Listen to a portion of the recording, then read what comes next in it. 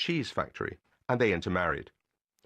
As the Quakers were living happily in their new paradise, the natural diversity of Costa Rica was also drawing in scientists, and so the miracle began. In a time of so much global ecological gloom, Costa Rica is a shining success story. Pura vida is the national motto, pure life. From the 1950s onwards, a country that had been losing its natural forests at an alarming rate reversed that trend. Since then, the areas under national park preservation have more than doubled, as farmers are paid to allow their land to grow wild. Monteverde, the Green Mountain, inaugurated its Cloud Forest Reserve in 1972. This could have turned out very differently. Think Brazil and the Amazon rainforest. Environmental awareness in Costa Rica is embedded in education. It is not presented as a trade-off or a sacrifice. Ecotourism began here in the 1980s. Once it was a few hardy backpackers. Now some 400,000 people visit this small mountainous community each year. Wherever I go in Costa Rica, I see the consequences of climate change, just as everywhere. Monteverde has more dry days than it used to, and yet when it rains, it does so in torrents. Plant life, animal life is gradually changing. As she and I admire the hills around her farm, Sarah tells me she's confident they'll adapt. John Campner there. And that's all for this edition. I'm Max Pearson. The producer was Polly Hope. That was the BBC programme from our own correspondent. I'm Saroja Coelho. Well, good morning, Manitoba, and hello, Winnipeg. I'm Marcy Marcusa. This is Information Radio, and you're on CBC. 89.3 FM, 990 AM on the app or on YouTube. Thanks so much for joining us this morning. It's warm already, but it is going to be a high of 25 that we'll get to. Right now, we're right around 19 degrees in the city of Winnipeg. The show's on air until 8:37 AM, and I always like to remind you early, if you need us in traffic, it's 788-3093. Let's say good morning to our small and mighty team. Good morning, Dylan Longhurst, behind the controls of YouTube this morning. And you might be watching us on YouTube. Also, good morning to Abby Adeyemi, who is going to be covering, a lot of things today. Abby's covering weather. He's teching the show, and he's also going to be directing this morning. Heather Wells is here also. Let's get caught up on what's happening in news in Manitoba. She's here with our headlines. Good morning. Well, welcome back. And 9 years after she filed a human rights complaint, a Winnipeg woman finally has reached the point where her case can be resolved. Gwen Jakes filed a complaint in 2015 about sexism in the workplace at her former employer, Price Industries. We'll hear about a settlement she's been offered and how long she has to accept it if she wants. We'll hear that coming up. And how did you handle the weekend heat and humidity? Dozens at True North Square didn't let it stop them yesterday, working out outside in the second annual health and wellness event. We're going to hear from the organizer in our next local news coming up at 6:30. All right. Thanks, Heather. You're welcome. Nice to be back with you as well. All right. In the show this morning, you know what's happening nationally and internationally by now. Everyone's talking about U.S. President Joe Biden stepping aside from the 2024 election to make way for a new Democratic nominee. So this morning on the program, we're going to get some analysis of that from down south. We also, though, are going to look at an American living in Canada, in fact, here in Winnipeg, to find out more about what she has to say about what has been developing down there.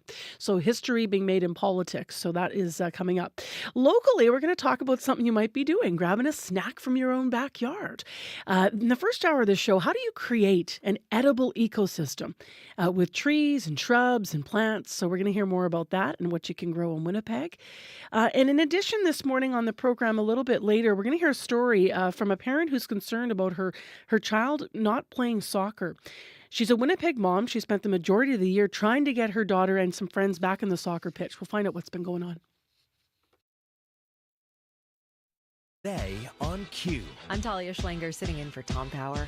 A few years ago, the rapper G-Eazy was burnt out and took a step back from the spotlight to address his relationship with fame and drugs and to grieve his mother.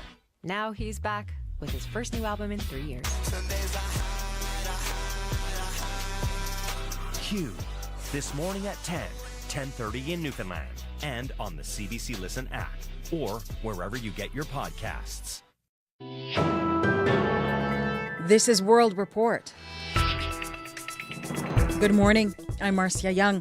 U.S. Vice President Kamala Harris is looking to make history as the first woman to hold the Oval Office. Harris is seeking the Democratic nomination for president. Joe Biden quit the race yesterday. Biden is now backing Harris to go up against Republican nominee Donald Trump. The CBC's Caroline Bargut joins me now from Washington. Caroline, Biden may be out, but that does not mean that Harris is in. What is next? Well, what's next is the committee in charge of finding a new presidential candidate for the Democratic Party is planning to meet on Wednesday to discuss next steps in the nomination process. Now, a number of Democrats, of course, have already thrown their support behind Harris, like President Biden and Bill and Hillary Clinton. But notably, there are 4 influential members of the party that remain silent, which signal they might be supportive of an open convention. Now, they're former House Speaker Nancy Pelosi, House Minority Leader Hakeem Jeffries, Senate Majority Leader Chuck Schumer, and former President Barack Obama. Now, just remember, the Democratic National Convention begins in Chicago in just a few weeks. It begins on August 19th. But in order to get on the ballot in Ohio, the Democrats need to have a nominee decided by August 7th. They could do that by a virtual roll call before the RNC. Otherwise, they're going to have to decide this at convention. Now, before stepping aside, President Biden had won thousands of pledged delegates, during the primary contests. At this point, it's not clear if anyone's going to step up and challenge Harris for the nomination. But either way, those delegates are now free to decide whether they're going to back Harris or someone else. And what are we hearing from the Republican Party? Well, of course, Donald Trump took to his social media platform, Truth Social, and he wrote, "Everything about Biden stepping down screams rich oligarchs controlling the Democratic Party. If they cared about democracy, the Clintons and billionaire donors wouldn't pick the candidate." He also called on Biden to step down and said he's going to be pulling out of the next debate, which is planned for September 10th. Now, he previously said that he was going to do it. Now, there is a suggestion that the Republicans could legally challenge Harris, basically taking over the money that Biden's campaign had raised for fundraising. It's got about $96 million in it. Now, the Democrats say as long as Harris is the candidate, the money stays with her. Thank you so much, Caroline. Thanks. Reporter Caroline Bargut in Washington. Despite the bombshell announcement, Biden still has work to do as president. That includes getting to a ceasefire in Gaza. Today, Israeli Prime Minister Benjamin Netanyahu is heading to Washington. He is expected to meet with the president. Jennifer Yoon has more on how Biden's big decision could impact the war. Benjamin Netanyahu was already stepping into a hairy moment in American politics. Now, with Joe Biden out of the race, the Israeli prime minister is walking into a political scramble among U.S. Democrats. That might actually play well into Netanyahu's agenda, says Nader Hashemi, a professor of Middle East politics at Georgetown University. The confusion and chaos in the Democratic Party is actually a net gain for him, because Netanyahu's politics align much more closely with the GOP. Rex Brynan, a professor of Middle East politics at McGill University, says he'll be watching to see if some of the Democrats vying to become the candidate might clarify their position on the Hamas-Israel war during Netanyahu's visit. It may be an opportunity to try and recapture some of those Democrats who've been disillusioned by what they saw as the Biden administration's unwillingness to restrain excessive Israeli military action. The visit comes after a recent ruling from the International Court of Justice, which called Israel's occupation of the West Bank and East Jerusalem illegal. Former Canadian ambassador to Israel, John Allen, says he thinks Netanyahu is hoping for good press in Washington. He's really hoping to change the narrative. That is, Allen says, if Biden's decision to drop out doesn't suck up all the air in the room. Netanyahu is expected to address a joint session of Congress Wednesday. Jennifer Yoon, CBC News, Montreal. There is developing news from Israel this hour. The Israeli military says its forces shot and killed a Canadian near the border with Gaza. Officials say the man had left his vehicle after driving to the entrance of Nativ HaAsara, and they say he started threatening soldiers with a knife. The town is just minutes north of Gaza and one of the targets of Hamas's October 7th attacks. There is no other information about the victim yet. Bangladesh remains a nation under lockdown today. Police patrol the near-deserted streets of Dhaka. Officials are trying to ease tensions following weeks of student protests over quotas and public sector jobs. That country's Supreme Court removed most of those requirements Sunday. But a curfew and internet ban are still in place. Clashes between police and protesters last week left more than 100 people dead and led to hundreds of arrests. Students warn they will keep demonstrating until protest leaders are released and the lockdown is lifted. In Western Canada, the heat and threat of wildfire is unrelenting. Hundreds of fires are burning across British Columbia and Alberta.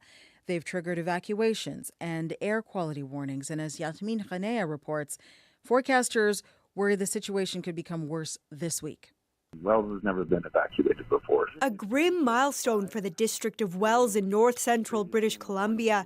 Mayor Ed Coleman says hundreds in the area have been ordered to leave, including residents and tourists in the historic gold rush town of Barkerville. The winds are erratic. We got to get people safe, so we got to get them out of there. In BC's southern interior, another 2,000 people are on evacuation alert, prepared to leave at a moment's notice. And this is the second time we've been on alert since I've been here. Kevin Palmer has lived in the village of Ashcroft, west of Kamloops, for 6 years. A little worrisome feelings. It's tough, it's a lot of anxiety. In northern Alberta, more than 7,000 people have been ordered out of their homes due to a wildfire bigger than the size of Calgary. Like we're literally in a fire. Billy Joe Moberly is one of them. The real strong smell of smoke, barely can breathe. Officials blame a relentless heat wave for the uptick in fires. Parts of Western Canada should see some reprieve from the heat this week, but a looming risk of thunderstorms and lightning could ignite even more fires. Yasmin Khanea, CBC News, Vancouver. Unionized workers for Ontario's liquor retailer are back on the job today, but stores will not reopen until Tuesday. The strike lasted 2 weeks. The union, representing 10,000 workers, says it ratified a new deal with the LCBO yesterday.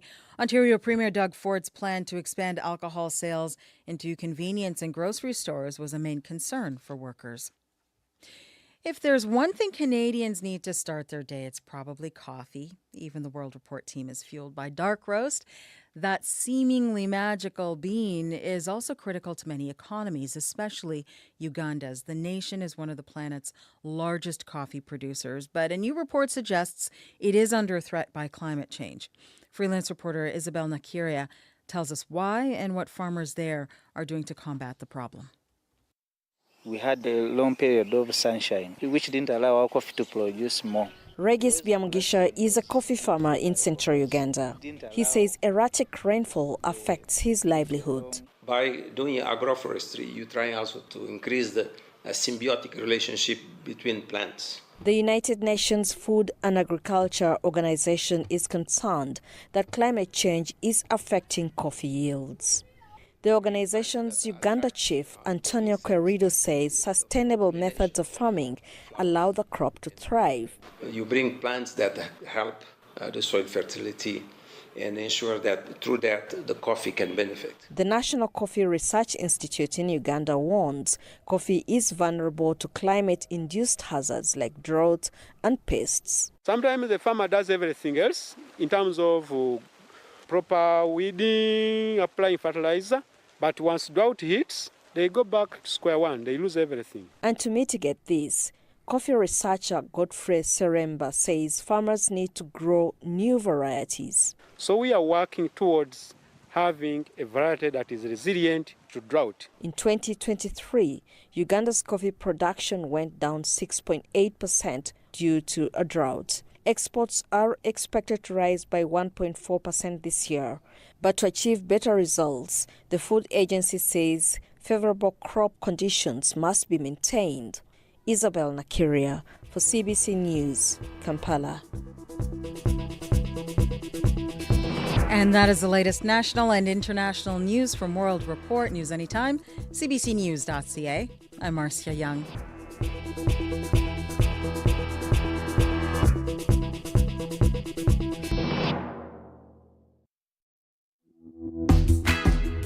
Good morning, Manitoba. I'm Marcy Marcusa. Welcome to the show, and thank you very much for being with us this morning. You're on CBC 89.3 FM, 990 AM on the app, and on YouTube.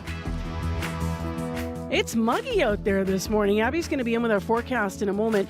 We're nearly at 20 degrees already, so we'll see where the day is going to take us weather-wise. And then the first hour here on CBC, you've just been hearing some of the analysis of what's been happening down south with Joe Biden announcing he will not be in the race for president this fall.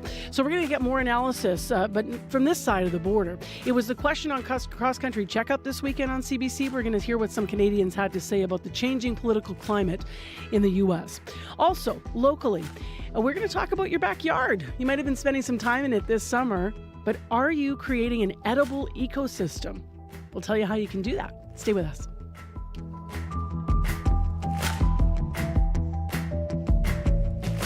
Plus, I want to mention one other thing here. There's a new poll out from the Canadian Internet Registration Authority, or CIRA they call themselves.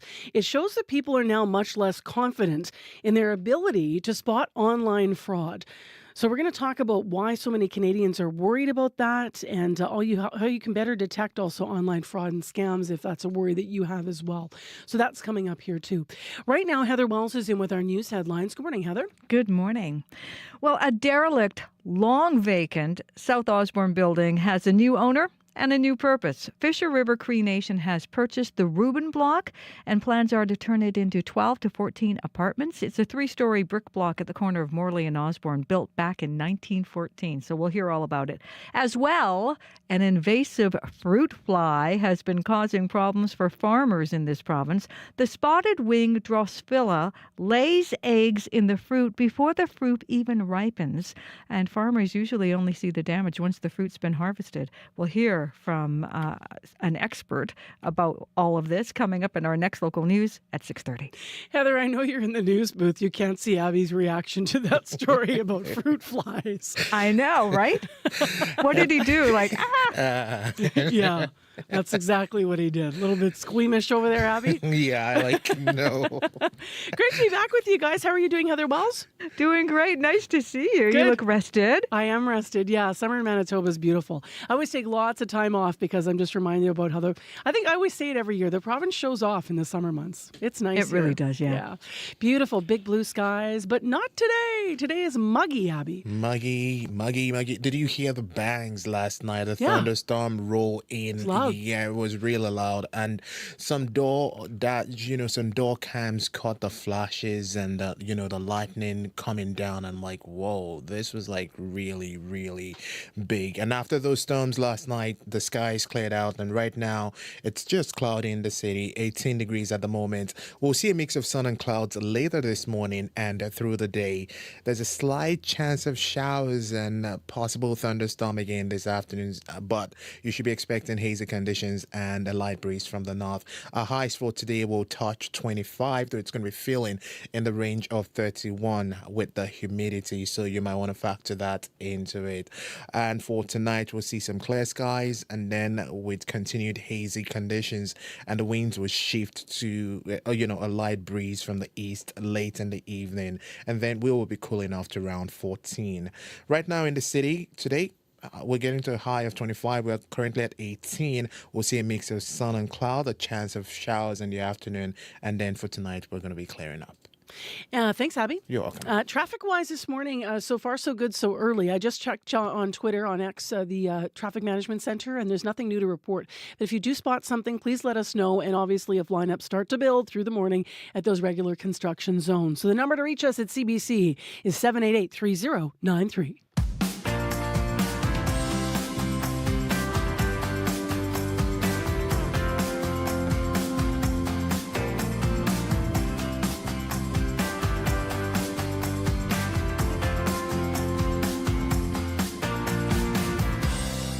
Well, on this summer Monday, let's start with your backyard. You might have been spending a lot of time in your yard this season. Planting fruit trees and shrubs, if you have those in your yard, can go a long way to filling your berry basket and, of course, your sense of well-being. But you can also then have the ability to grab produce from your own backyard all summer long.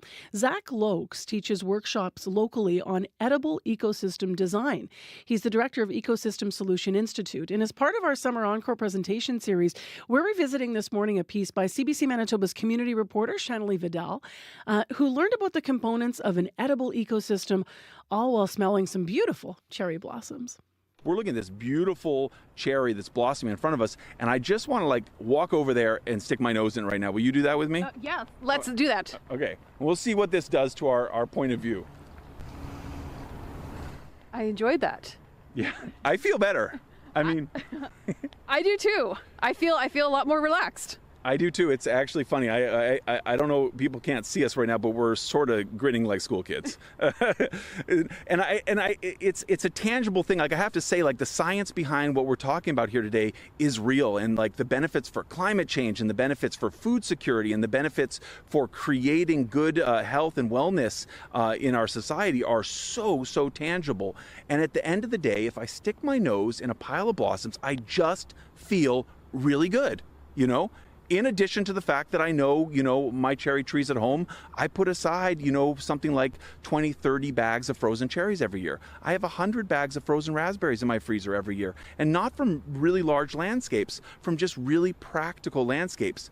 And at the end of the day, when you eat sweet foods and smell fresh blossoms, I think it just changes us. It makes us better people, really. My name's Zach Lokes. I'm an edible ecosystem designer.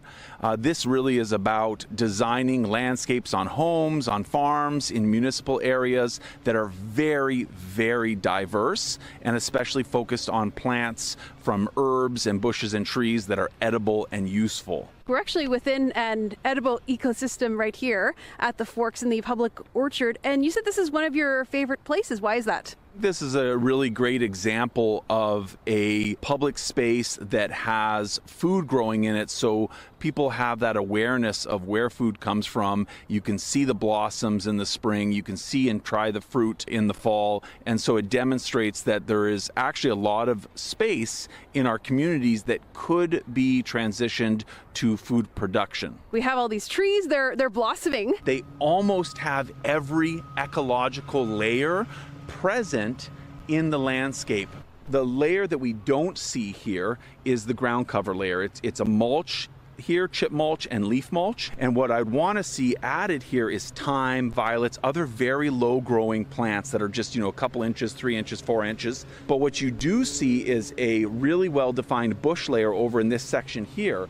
So you have a whole area in currants that's kind of at the very end of this site. And then there's some beautiful Nanking cherry. These have actually been cut back and are being kept in a bit of a bush form. And then there are several Saskatoons, and these have been left in a shrub form. So after bush, a shrub is the next layer. And usually shrubs have multiple stems emerging from the earth, and they kind of widen out, and they don't tend to go as high. After we leave the shrub layers here, we have what I would call a sub-canopy tree, smaller trees, otherwise known as fruit trees. So we have apples here, there's plums here, I think there's some pears over there blossoming. They actually have really fragrant flowers. And there's one other layer which is present here, but it's not even designed into this particular site. If we look off in the distance here, we can see some Manitoba maples, and we can see some elms, we can see some other large trees. So that's the highest layer in an ecosystem, is that emergent tree, that canopy tree. So in an edible ecosystem, examples of that would be maples, so you can tap for sap to make syrup. It could be nut trees. So usually if it's in a space that's a larger space when we're designing these edible ecosystems, if there isn't large trees present there already, what we do is we layer small trees and shrubs and bushes and herbs and ground cover, and then in amongst those we nurse those future overstory trees, because they actually like to be very protected when they're young, and then eventually they take over and proliferate.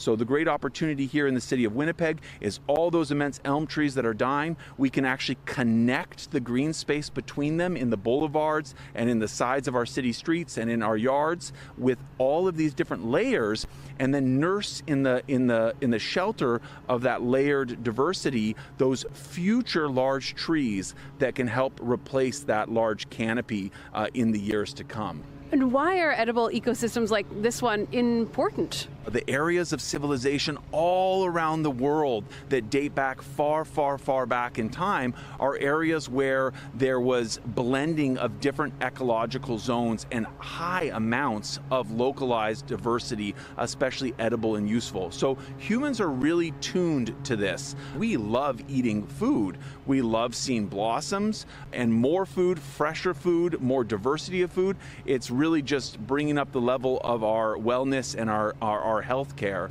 On another level, I would just say, I think many listeners have heard the term forest bathing and how it actually has been scientifically proven to improve your immune system, to reduce anxiety.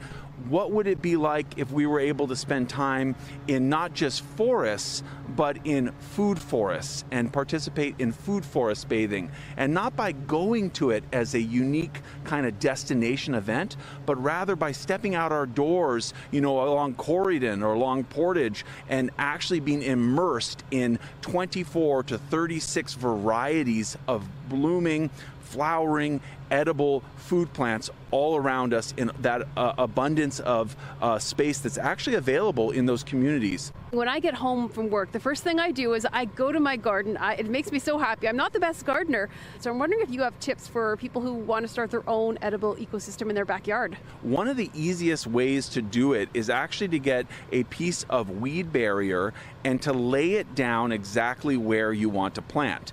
And weigh it down. You can weigh it down with some chip mulch and then leave it there to fry off the grass. Now, when you pull that back in a year, you're going to have a perfectly rectangular, long space of soil available to transition into your desired planting and create a pattern of planting. If you have an area that's, say, 15 feet, you might divide this up into 3 sections of 5 by 5. And in that middle section, you could focus on planting a fruit tree.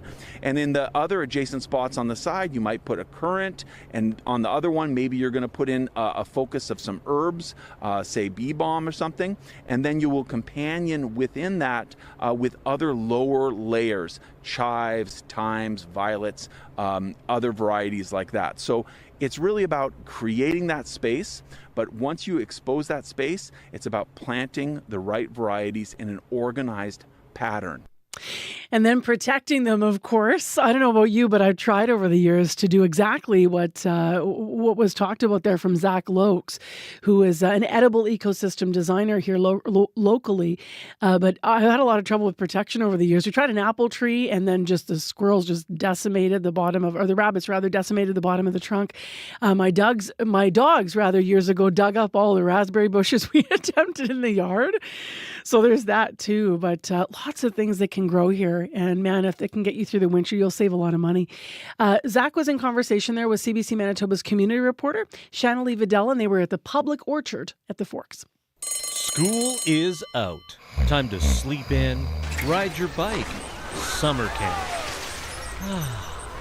Remember that feeling? Fort White Alive wants to bring it back with The Great Escape, a one-night adult summer camp. Hike the trails, hop in a canoe, and play all kinds of games at CBC's tent. Plus, a dance party hosted by DJ K. Chetta and your choice of adult bevy. The Great Escape, July 25th at Fort White Alive. Proudly sponsored by CBC. So that'll be super fun. Faith actually is going to be out there. I know Faith Fundal, host of Up to Speed. By the way, thanks to Faith for filling in for me for the last couple of weeks. Really, really appreciate it. Enjoyed sleeping in myself, gotta say. It is smoky in Winnipeg this morning. It's 18 degrees. Winds are calm. It's misty in Brandon if you're getting up there, and winds are west at 6. It's 18 as well. Up in Thompson, mostly cloudy, and it's 14 degrees currently at 6:24 a.m. You're listening to CBC. Well, next in the show, a little bit of music from a 23-year-old artist. Pardon me, we're going to go to that music in a moment from an artist known as Vicky Minor. But first, we're actually going to go to some calls. I mixed up what we're doing this morning. First, we're going to go to some calls that were heard over the weekend on the biggest story, arguably, in the world right now. Everybody watching and waiting to hear from Joe Biden. He is expected to speak this morning. If that happens during our show, we'll certainly try to access that for you and get some analysis. But yesterday, of course, U.S. President Joe Biden made it official. He ended his re-election campaign. It had been speculated he may do so for weeks. His exit from the race leaves a lot of questions for the Democratic Party on the path to Election Day this fall, including whether to name Vice President Kamala Harris as the new nominee. Now, CBC's Cross Country Checkup asked callers for their thoughts on Biden's withdrawal. Paul Hunter was there to answer questions. He is CBC News Washington correspondent. And here's what some callers shared with him, as well as host Ian Hannemansing. I'm wondering what Paul's thoughts are on the eventuality that Biden should resign from the presidency, making Harris president just for 5 or 6 months. I'll note that Republicans are already saying that Biden should step down as president. Their argument is if you deem yourself incapable of running for a second term, that would suggest that you're incapable of being the president now, given that you have access to the fabled nuclear codes and all that stuff. So whether it's just gamesmanship or they really feel that way, that's what Republicans are saying. On the question of will that happen, I suspect not, because I think it would have happened today. He has certainly indicated that he will stay on. My question is, what other potential Democratic candidates are out there that could raise a ton of money quickly and fight a battle with Harris? Where to begin? Okay, Michelle Obama, very interesting name, right? Probably better name recognition in this country than anybody else on this list, bar none, except she doesn't want to do it. The three biggest names, really, besides Kamala Harris, are Gavin Newsom, governor of California, Gretchen Whitmer, governor of Michigan, and Josh Shapiro, governor of Pennsylvania. Interestingly, both Newsom and Whitmer ruled out VP. So will they toss their name in to challenge Harris is the real question there. They've said they don't want to be vice president. But the interesting thing about Kamala Harris is that she's kind of on the ticket now. The money that has already been donated to Biden is, in the eyes of the rules, has already been donated to Harris as well. So if Harris takes the top of the ticket, she gets to keep it all, in a sense. Is there any way that the Democrats can get themselves out of this mess and actually win the election in November? Yeah, no, look, I mean, in all seriousness, look at how we do our elections in Canada. What are they? A handful of weeks, right? This one's been going on for months already, right? But the fact is, regardless of whether Harris gets the nomination or whether there's a battle at the convention in Chicago with a bunch of people who throw their names in the hat, you've still got a bunch of weeks before the election. There would be a longer stretch from then until the election here than any Canadian election. There's going to be so much attention, like I was saying earlier, on Harris and Dems now that Biden is gone. That whole debate about, oh, he's too old, he can't do it, that's now gone from the conversation. Now it's like, who's got the best ideas? If you're a Democrat, you're getting a lot of great attention next little while. They come out energized, and then it's a sprint to the finish line. And they've got that track record that is in place right now. The country's in pretty good shape in the eyes of many, many, many millions. There is nothing that prevents them from getting out and beating Donald Trump simply because they've got a new candidate who's coming in effectively at the last second. That was Cross Country Checkup. Callers yesterday responding to President Joe Biden's withdrawal from the presidential race. Now, you can download the Checkup podcast anytime, or you can listen to it on the CBC Listen app, or at cbc.ca/checkup if you go right through the website, and you can hear more of what callers had to say. Well, this conversation, of course, this morning is all kinds of analysis coming up on our program, and also nationally and internationally as well through the day. On our show today, right after 7, we're going to get analysis from Washington about what this looks and feels like there. In addition, a little bit later, we're going to hear from a dual citizen who lives here in Winnipeg. She says she's relieved after Joe Biden made the decision not to seek re-election. So we're going to talk to her a little bit later in the program this morning. I'm Marcy Marcusa. You're listening to Information Radio here on CBC 89.3 FM, 990 AM on the app or on YouTube this morning. Great to be back with you. And it is outside pretty muggy, although it's calm and 18 degrees. It's a little bit smoky as well. I know yesterday we had that big ball of orange in the sky. And I suspect we've got the same thing this morning. We just got the blinds down here in the studio. Coming up in the program, we have business news. Christelle Ramlakan's going to join us. And today we're talking about the global tech outage that happened on Friday, that huge tech outage, and how people could still be affected this morning and this week. So we'll find out more from Christelle about that.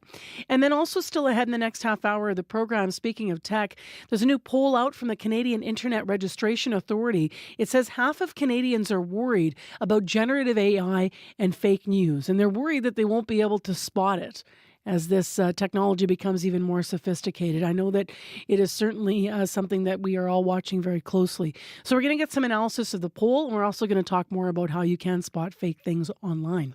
Right now, though, it's time for your CBC Winnipeg News. This is CBC News. Good morning. I'm Heather Wells in Winnipeg. At 6:30, it is smoky, as Marcy mentioned. We're at 18 degrees. And after that big thunderstorm overnight, we will see a mix of sun and clouds today. It's going to still be hazy and humid, a high of 25, humidex up around 31. We begin with that stunning decision by U.S. President Joe Biden to drop out of the presidential race. It is drawing reaction from around the world. Biden has endorsed Vice President Kamala Harris to be the Democratic nominee. And on the streets of the U.S.? Well, I think that Biden brought it upon himself. His performance has been a debacle. Because of what happened in the last debate, he was pushed by the party. I was not for that, and I'm disappointed by it. It makes me nervous in other ways because I don't know that this country is ready to elect a black woman. A cross-section of American voters commenting on Biden's decision to not seek a second term and instead endorse Kamala Harris. Online donations poured in from Democratic supporters in the hours following Biden's announcement. One estimate puts the one-day dollar total close to $50 million. Biden says he will address Americans later this week to shed more light on his decision to drop out of the race. As for Kamala Harris, she is expected to speak publicly today from the campaign trail. You can hear the latest on this story as well as other national and international news coming up on World Report at 7. Here at home, 9 years after filing a human rights complaint, a Winnipeg woman has finally reached the point where the case can be resolved. Gwen Jakes filed a complaint in 2015 about sexism in the workplace at her former employer, Price Industries. Her complaint alleged she was discriminated against on the basis of her sex, as well as her age, 53 at the time, and harassment. The company denies the allegations but made an offer to settle. After a decision by an adjudicator for the Manitoba Human Rights Commission, Price Industries now is required to pay Jakes a settlement of $175,000, minus some deductions. Jakes says the fact it took so long to complete her case was traumatizing. The timing, 9 years, is way too long for anybody to have to go through this. Jakes was given 30 days to decide if she will accept that settlement offer. A Manitoba First Nation intends to breathe new life into an old, vacant building on South Osborne. The Fisher River Cree Nation bought the Reuben Block. The derelict building on the corner of Osborne and Morley has been boarded up since a fire a decade ago. Chief David Crate says his community teamed up with the University of Winnipeg and the federal government on this project. Work has started to undertake, I guess I'll call it, the remediation of the building. And it has been sitting for a number of years. So there is requirement, we'll give you an example, asbestos removal. The goal is to have about a dozen units available by next spring. The Manitoba Historical Society, meanwhile, is overjoyed the building has escaped the wrecking ball. The Rubin Block was built 110 years ago, but it sat empty, as we mentioned, for a decade. The city sued the previous owner for nearly $40,000 in special damages for not maintaining the building. The Historical Society's Gordon Goldsborough is grateful groups came together to preserve the Rubin Block. Nobody likes to see a building standing vacant. I mean, they serve no one's interest. And it's therefore wonderful to hear that there's going to be someone that's going to, love the building, put the work into making it a useful building again, and, like to think it's going to be around another 100+ years. In its earlier years, the main floor of the Rubin Block had a Merchants Bank of Canada branch and shops for a barber and tailor. The upper two floors had 18 apartments. Once it is remediated, it's expected more than a dozen apartments will be available by next spring. An invasive fruit fly has been causing problems for farmers in Manitoba. The spotted winged Drosophila lays eggs in fruit before the fruit even ripens. Farmers usually only see the damage once their fruit has been harvested. Fruit crop specialist for Manitoba Agriculture, Anthony Mintenko, says the cooler start to summer and moist conditions were a perfect storm for the pests. The more favorable the conditions, the faster you can get a life cycle. So it goes from egg to larva to adult in a faster time. The province says this particular fruit fly has been seen in all fruit crops currently being harvested in Manitoba, including strawberries, Saskatoons, sour cherries, and it's just starting in raspberries. Well, nothing like an outdoor workout when it's steaming hot outside. 7, option 3, and those that work for you. Dozens toughed it out at the True North Square yesterday, the second annual health and wellness event hosted by Peg City Steppers. Shayna Goodridge is the organization's founder. Our objective is just to get more people active and to build that community. A lot of the members are newcomers to Canada, and when you move to a new location, sometimes it's hard to fit in or to meet people that you can interact with. And Shanna Goodridge hopes to hold the event again next year. You can find more news updated throughout the day. Just head to cbc.ca/Manitoba. Did you do anything active, Heather, in the humid weather, like this weekend or some of the days last week at all? Do you know, I went for both Saturday, Sunday, I did 2 long walks. Oh, what was it like for you when you got inside? I mean, really, like walking outside, within maybe 10 minutes, my hair was so wet. It was so damp already. Yeah, and so it was a little chilly getting back inside. I know, and it just sucks the energy right out of you. We were walking. I think I'm going to get one of those little fans I can clip on my golf cart, because after walking around for hours, you don't even realize, and it catches up to you, and all of a sudden you're exhausted. Were there many people out? Oh, yeah. Lots and lots of people, for sure. Because obviously, Manitoba, we're getting out. We know how long winter is. No one's complaining about it. But it's a thing. It'll drink It is draining, yeah. A ton of water. All right. It's very humid this morning, as Heather mentioned off the top of the news after that storm last night. And today, we're a little bit still unsettled. Abby's in with our regional forecast now. Good morning. Yes, we're expecting a mix of sun and clouds today. Currently in the city, it is 18 degrees and cloudy. There's a chance of showers also in the forecast for this afternoon, and the high will be reaching 25. Now, for tonight, we will clear up, and then we're going to be cooling down to 14. Heading west to Brandon, 17 at the moment and partly cloudy. Today will be hazy. You'd see a mix of sun and clouds later. A risk of thunderstorm in the forecast. Expect a high to touch 26. Now we move north to Thompson, where the current temp is sitting at 13 degrees and mostly cloudy skies. That's what you're seeing. Now this will clear up as you get into the morning period, leading to mainly cloudy conditions with a high of 23 in the forecast. Churchill is currently foggy at 6 degrees. Expect sunny skies turning into a mix of sun and clouds later in the day, and you'd get to a high of 22 for tonight. It will get partly cloudy, becoming clear after midnight. Down in Dauphin, 19 and misty. Today will bring some sunny skies, and then you see a transition to a mix of sun and clouds with a chance of showers and thunderstorm in the forecast. Expect a high of 26. Now we head to Gimli, where it's 16 and cloudy. For the Interlake region today, expect a mix of sun and clouds, a slight chance of showers and a risk of thunderstorm, and it will be hazy all through the day. We'll see highs get into the range of 26. Steinbach is sitting at 16 and clear at the moment.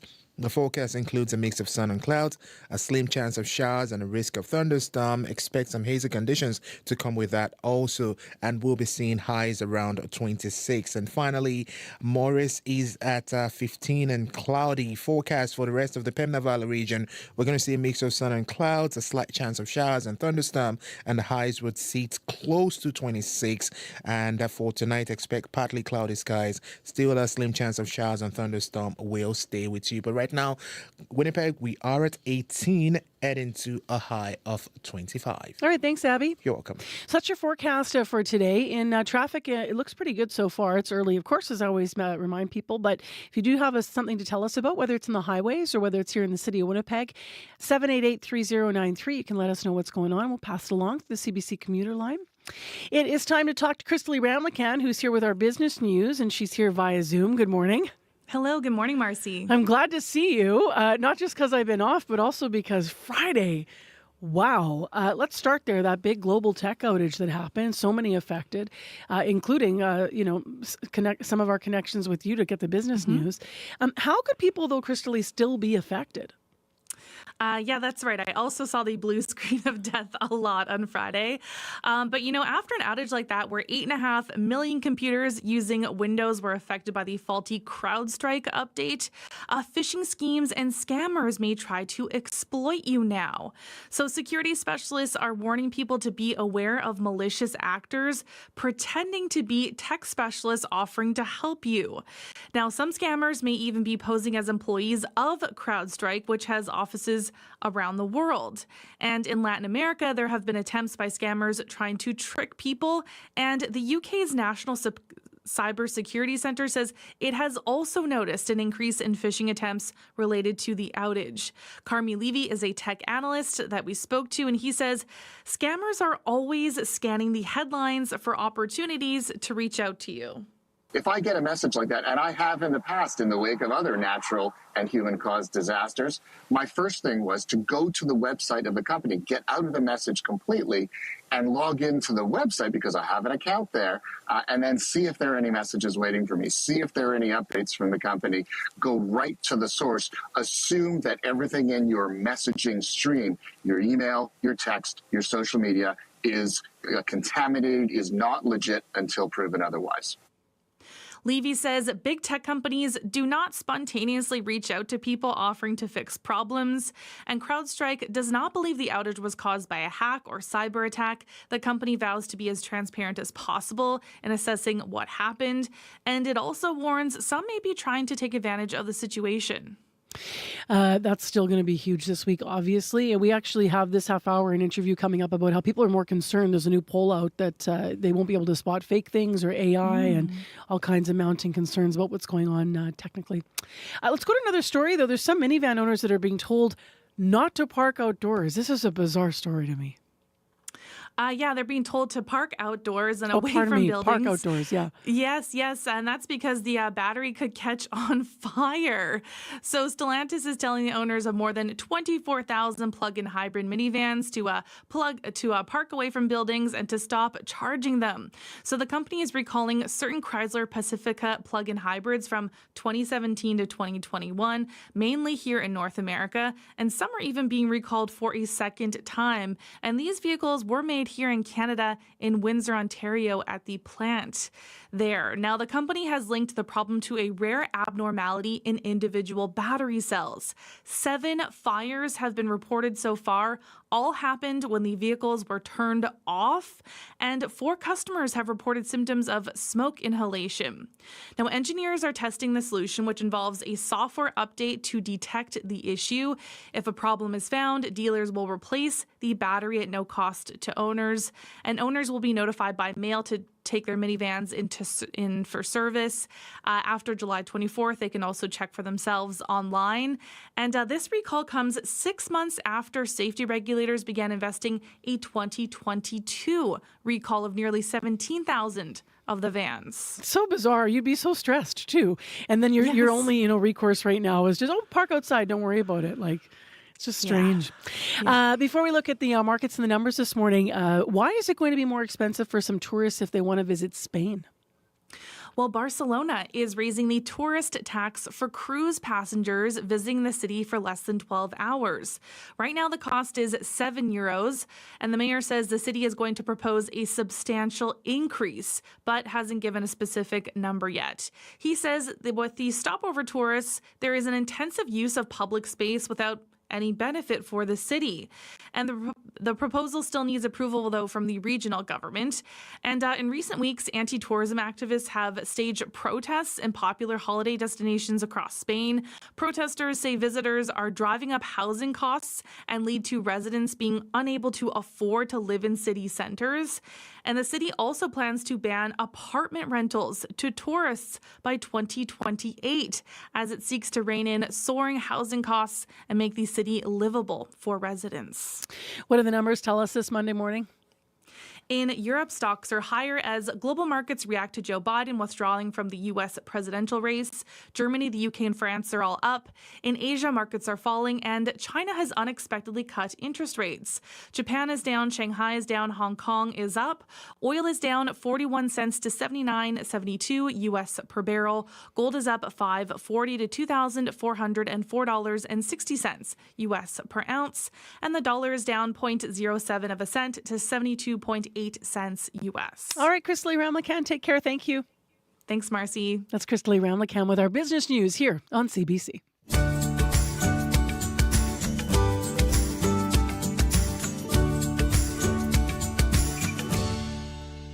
Well, that conversation I mentioned about AI and concerns, a new poll coming out about Canadians feeling like you're not confident spotting fakes is coming up in the next half hour here of the show. But first, a little bit of music from an artist called Donovan Woods, who you likely know. Donovan Woods' latest album is all about honesty. It's about owning up to your mistakes. It's also about forgiving yourself for those mistakes. This song is about the hope that comes with forgiveness. And it's a feeling that Donovan says they felt at a very specific theater in the U.S. The address of the theater is the title of the song. 116 West Main, Durham, North Carolina. It's a good thing the days keep rolling over like they do. It's a good thing there's a day off before the day of the show in the city where you live. And like most of the men who came before me in my family, well, I likely keyed over the cornfield, thinking once of your face, once of your voice, and once of your heaving chest, and say I tried to be horrified. I tried to be satisfied with your eye. Tried to be less uptight around your eye. Tried, didn't I?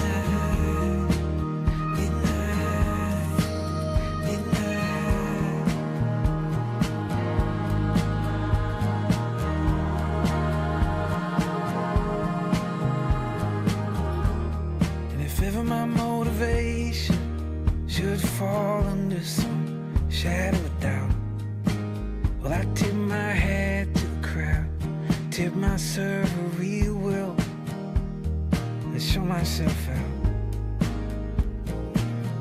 And if ever I used to say, oh, I can't live without it, I used to swear I was born to do it. Hell, well, the next guy was too. And I tried to be whole.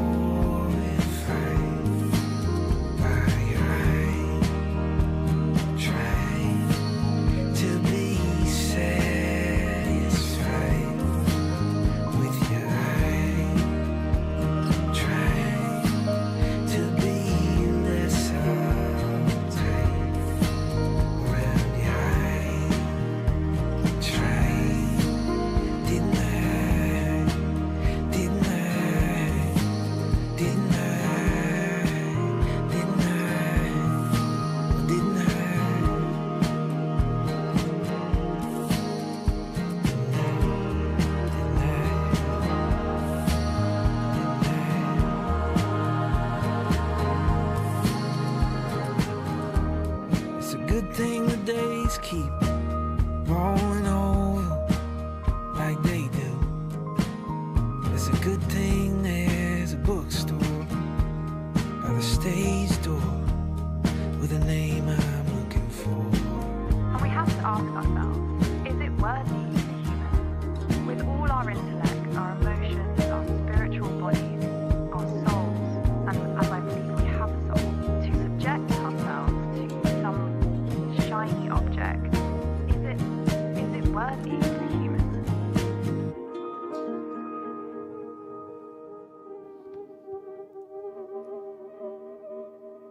Donovan Woods out of Sarnia, Ontario. Tune's called 116 West Main, Durham, North Carolina. On the topics that matter, your voice should be heard. I'm really concerned. And I'm not really happy about that. Radio Noon is where you can voice your take. I'm Janet Stewart. From 12:30 to 1 p.m., Radio Noon opens the phone lines on one important topic. It just brings everyone together. Radio Noon's call-in segment, 204-780-0893. We want to hear from you, weekdays on CBC. Well, we were just looking at the YouTube shot of downtown. If you're watching on YouTube this morning, you might have noticed the ball of orange in the sky. And we had that yesterday. That is the sun. It is shrouded because we've got smoke causing issue this morning once again in Winnipeg. It's 18 degrees. Winds are calm and a high of hazy out there. Today's high is going to be 25 with humidex, so it's going to feel more like 31, so it's going to be really hot. As far as the actual situation here in Manitoba, the Manitoba Wildfire Service says today's fire danger in our province is low for the southeast and interlake regions, and it's moderate for the remainder of the province today. So there's 16 active wildfires right now currently burning in Manitoba. It is 9 minutes now to 7 o'clock on 89.3 FM, 990 AM on the app or YouTube as mentioned. And next on the program, let's talk about this poll. Over half of Canadians say they're more concerned than excited about generative artificial intelligence. Now, that's a new poll by the Canadian Internet Registration Authority, otherwise known as CIRA. People's main concerns include fake images, misinformation, and the lack of regulation. So the survey also shows that more Canadians are becoming less confident in their ability to detect online fraud. Joining us to talk about it, Josh Tabish. He's the Senior Manager for Policy and Advocacy at CIRA, which is a national, by the way, not-for-profit that manages the .ca domain. And he's in Ottawa this morning. Good morning. Hi, thanks for having me. Thanks for being with us. So tell us more about this poll I'm talking about. So every year we poll Canadians to understand how they're using the internet a bit better. What are their habits? How have they changed? What are their fears? And this year we learned that Canadians are spending more time online than ever. That's not surprising, but they're pretty anxious about what they see on the internet.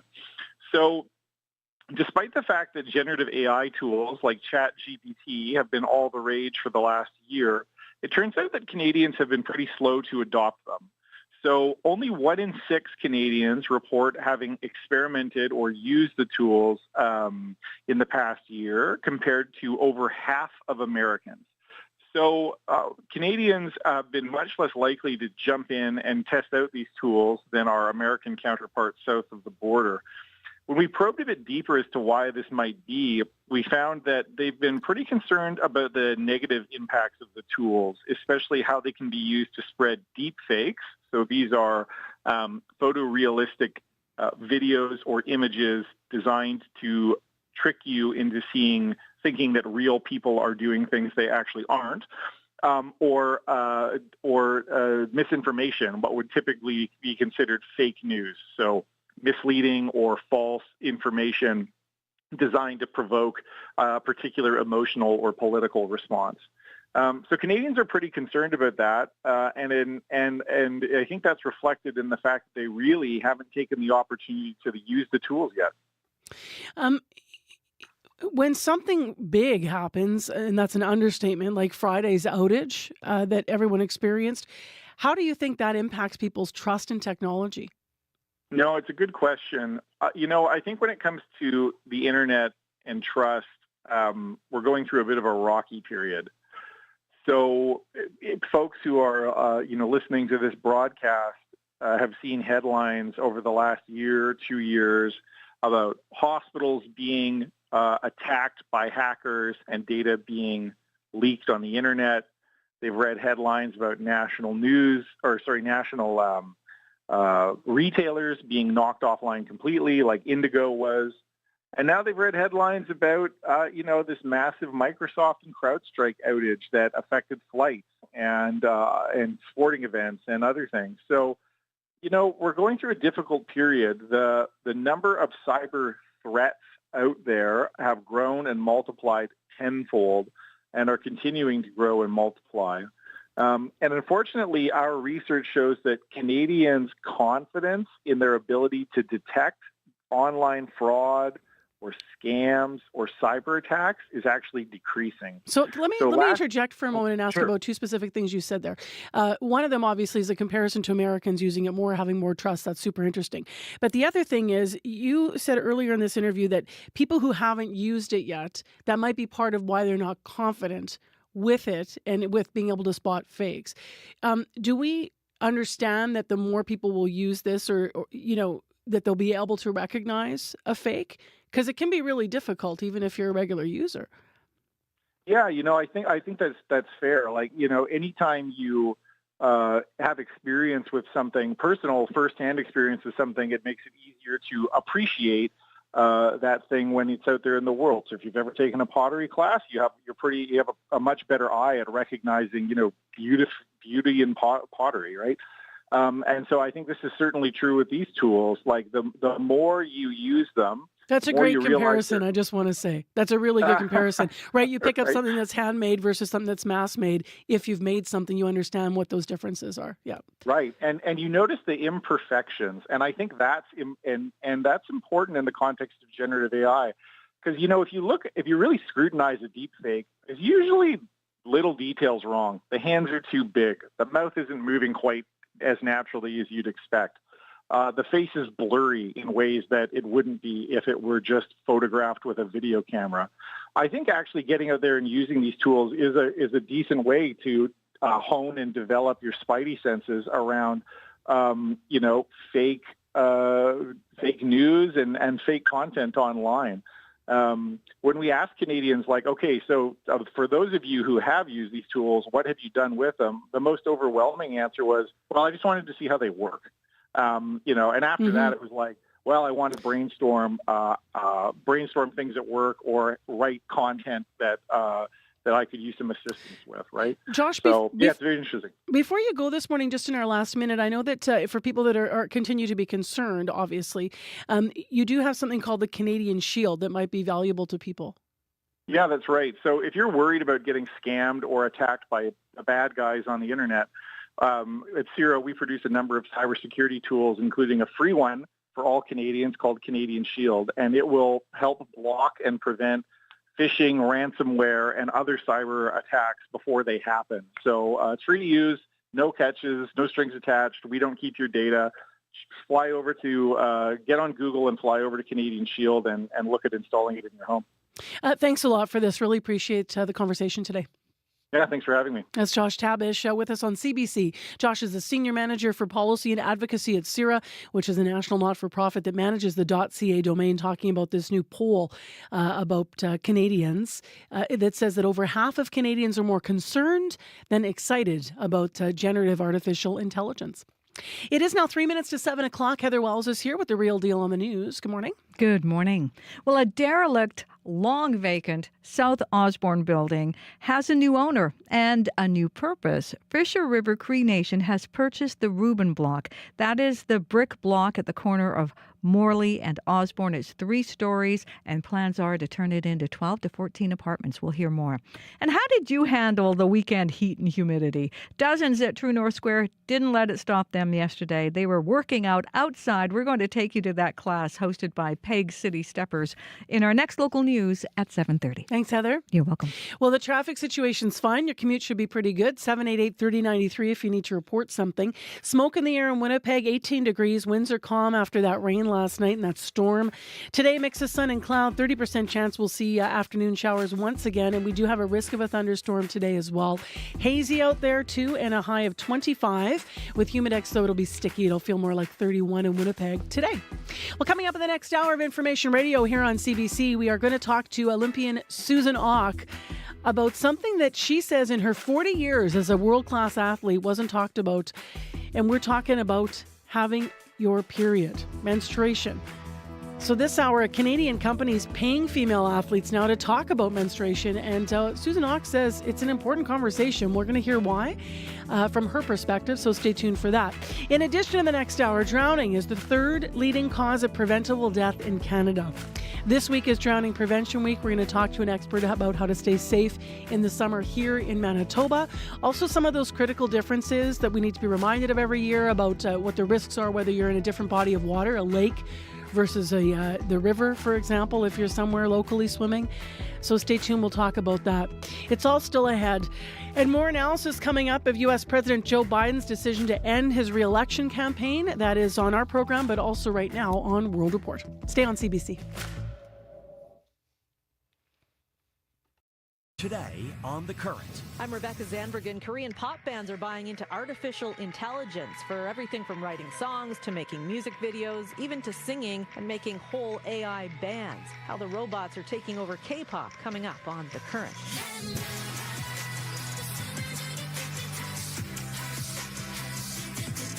The Current. This morning at 8:37, 9:07 in Newfoundland, and on the CBC Listen app. This is World Report. Good morning, I'm Marcia Young. Kamala Harris is preparing to go toe-to-toe with Donald Trump. The U.S. Vice President is rallying support to become the next Democratic presidential nominee. President Joe Biden withdrew from the race yesterday. He quickly threw his support behind his vice president. But Kamala Harris's nomination is not a done deal. The CBC's Richard Madden has the reaction and what it means for the upcoming election. He has put people over politics and patriotism over personal position. New York Democrat Hakeem Jeffries was among the scores of party faithful praising Joe Biden's decision to exit the race, ending a bitter open revolt from within. Biden reportedly made his choice Saturday after huddling with family while recovering from COVID. He was confronted by sliding polls, concerns about his health, and support from big donors drying up ever since his disastrous debate performance 3 weeks ago. Delaware Senator Chris Coons is a close Biden ally. He was convinced he could continue this fight and beat Donald Trump.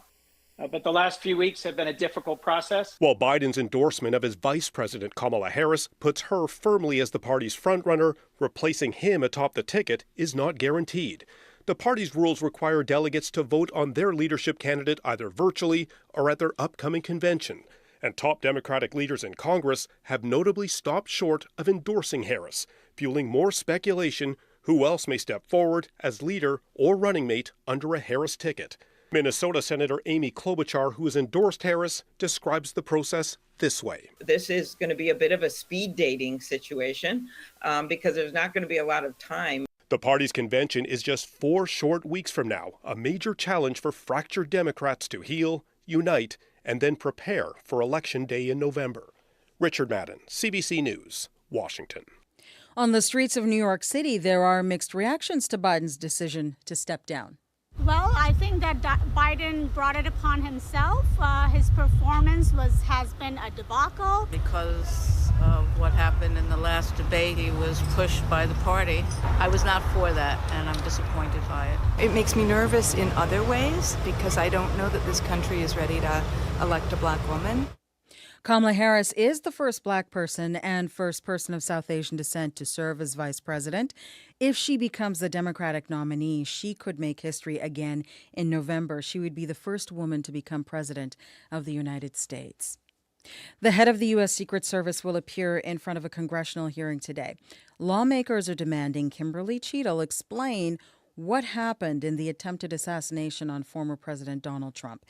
It has been more than a week since the shooting in Pennsylvania. As Lisa Shing explains, more details are emerging about events in the days leading up to that rally. A lot of things here slipped through the cracks. Former Secret Service agent Bobby McDonald on the attempted assassination of Donald Trump. It's time for the Secret Service to stand up, openly and honestly and transparently give some answers. The answers have been scant. The agency has largely stayed silent on how exactly 20-year-old Thomas Matthew Crooks was able to get on a roof of a nearby building and take shots at Trump and the crowd at a campaign rally in Butler, Pennsylvania. In an interview with Fox News over the weekend, Trump himself said he was not warned about a potential threat. Nobody said there was a problem. They could have said, let's wait for 15 minutes, 20 minutes, 5 minutes, something. Nobody said, I think that was a mistake. That mistake will be heavily scrutinized. Secret Service Director Kim Cheadle is testifying at a congressional hearing looking into the events of July 13th. The agency reportedly refused some of the Trump campaign's requests for added security as a result of staffing shortages. It initially denied it had done so. Former White House counterterrorism official Javed Ali says there were likely a number of problems. So I definitely think there's a communications protocol issue that has to be looked at. There must be resource issues as well. The Secret Service, every time there's one of these campaign events, can't cover them from a security standpoint on their own. Many Republican lawmakers have been calling on Cheadle to resign. Now a Democrat has too. So far, she says the buck stops with her, but she's not stepping down. Lisa Shing, CBC News, Toronto. Bangladesh remains a nation under lockdown today. Police patrol the near-deserted streets of Dhaka. Officials are trying to ease tensions following weeks of student protests over quotas on public sector jobs. That country's Supreme Court removed most of those requirements on Sunday, but a curfew and internet ban are still in place. Clashes between police and protesters last week left more than 100 people dead and led to hundreds of arrests. Students warn they will keep demonstrating until protest leaders are released and the lockdown is lifted. In Western Canada, the heat and threat of wildfire is unrelenting. Hundreds of fires are burning across British Columbia and Alberta. They have triggered evacuations and air quality warnings. And as Yasmin Khanea reports, forecasters worry the situation could become worse this week. Wells has never been evacuated before. A grim milestone for the district of Wells in north-central British Columbia. Mayor Ed Coleman says hundreds in the area have been ordered to leave, including residents and tourists in the historic gold rush town of Barkerville. The winds are erratic. We got to get people safe, so we got to get them out of there. In BC's southern interior, another 2,000 people are on evacuation alert, prepared to leave at a moment's notice. And this is the second time we've been on alert since I've been here. Kevin Palmer has lived in the village of Ashcroft, west of Kamloops, for 6 years. A little worrisome feelings. It's tough, it's a lot of anxiety. In northern Alberta, more than 7,000 people have been ordered out of their homes due to a wildfire bigger than the size of Calgary. Like we're literally in a fire. Billy Joe Moberly is one of them. The real strong smell of smoke, barely can breathe. Officials blame a relentless heat wave for the uptick in fires. Parts of Western Canada should see some reprieve from the heat this week, but a looming risk of thunderstorms and lightning could ignite even more fires. Yasmin Khanea, CBC News, Vancouver. Residents of Labrador City can return to their homes today. An evacuation order there ends at noon local time. A nearby wildfire forced people to leave over a week ago. Officials say the town did not suffer any damages. Canada's premiers say they have a big worry over public safety and how it ties to the future of the RCMP. The federal government has committed to funding more boots on the ground, but as Catherine Tunney explains, that answer is not sitting well with some leaders. When Canada's premiers got together last week, some had the same question. Where are the Mounties? We've got the money to pay for the officers. We just don't have the officers. BC Premier David Eby says the federal government needs to wake up to the RCMP's staffing crisis. Filling those vacancies, ensuring public safety for British Columbians, it's a very basic part of that role. The RCMP has struggled to recruit in recent years, leaving policing jobs unfilled across the country. Some jurisdictions have reported vacancy rates in excess of 50%. Unfortunately, we pay for 1,911 RCMP officers, and we have over 400 vacancies. Alberta Premier Danielle Smith says her province has had to start looking at alternatives, like sheriffs. She says the RCMP's vacancy crunch is a public safety issue. We just simply can't allow for those holes to go unfilled. The president of the RCMP's union, Brian Sauvé, says applications are starting to tick upwards, but says it's still a while off before there's enough officers to fulfill the RCMP's mandate. It will be 3 years at least before we end up in a moderate happy place. The provinces and territories' current agreements with the RCMP expire in 2032. The federal government says conversations are already underway about what the next contracts should look like. Catherine Tunney, CBC News, Ottawa. We have a magic trick of sorts for you, courtesy of rap legend Eminem. Well, look what the stork brung. Little baby devil with the forked tongue. And it's sticking out, yeah, like a sore thumb. With a forehead that it grew horns from. Still a white jerk. A few bars from Houdini. It is the hit single from Eminem's latest LP, The Death of Slim Shady, Coup de Grace. The 51-year-old has toppled Taylor Swift from her Billboard 200 spot. That ends a 12-week run for the Tortured Poets department. Eminem ranks high among rap's reigning poets. The Death of Slim Shady is his 11th #1 album. That puts him 5th of all time of most #1 albums behind the Beatles, Jay-Z, Taylor Swift, and Canada's Drake.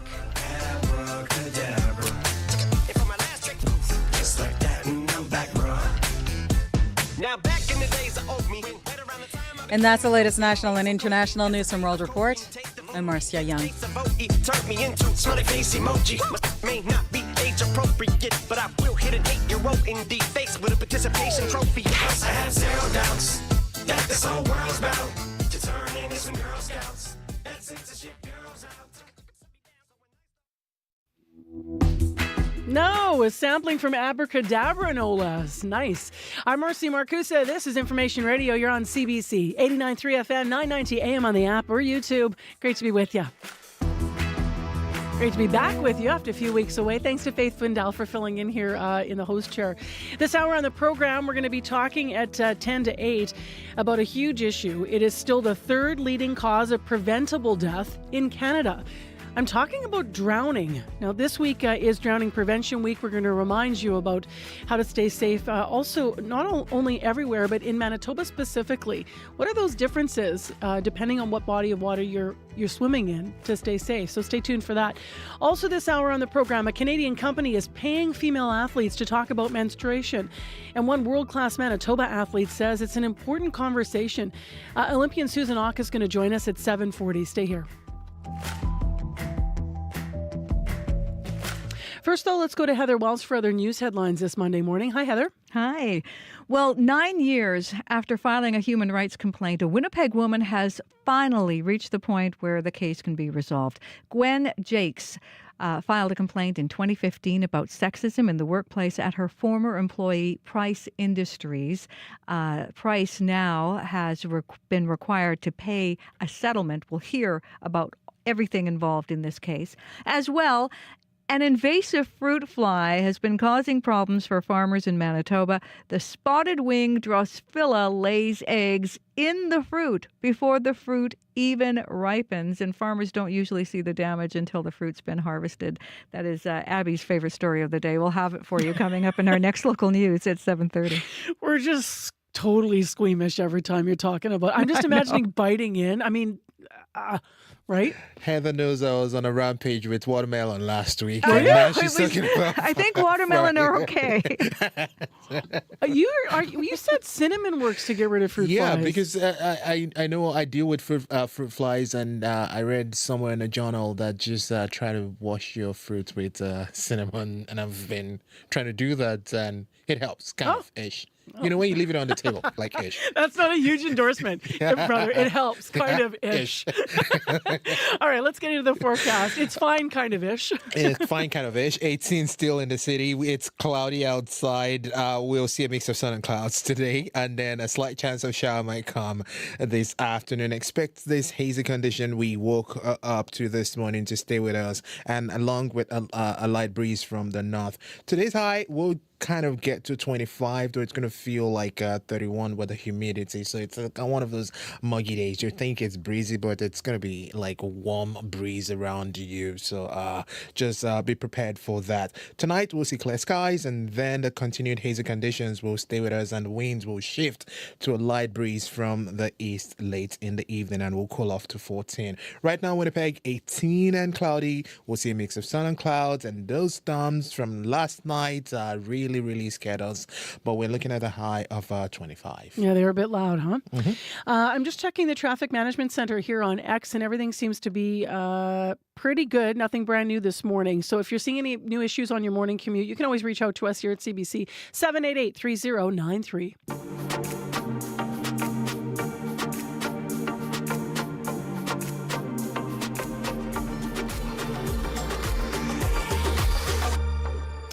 Well, let's continue our analysis of what is arguably one of the top stories in the world right now.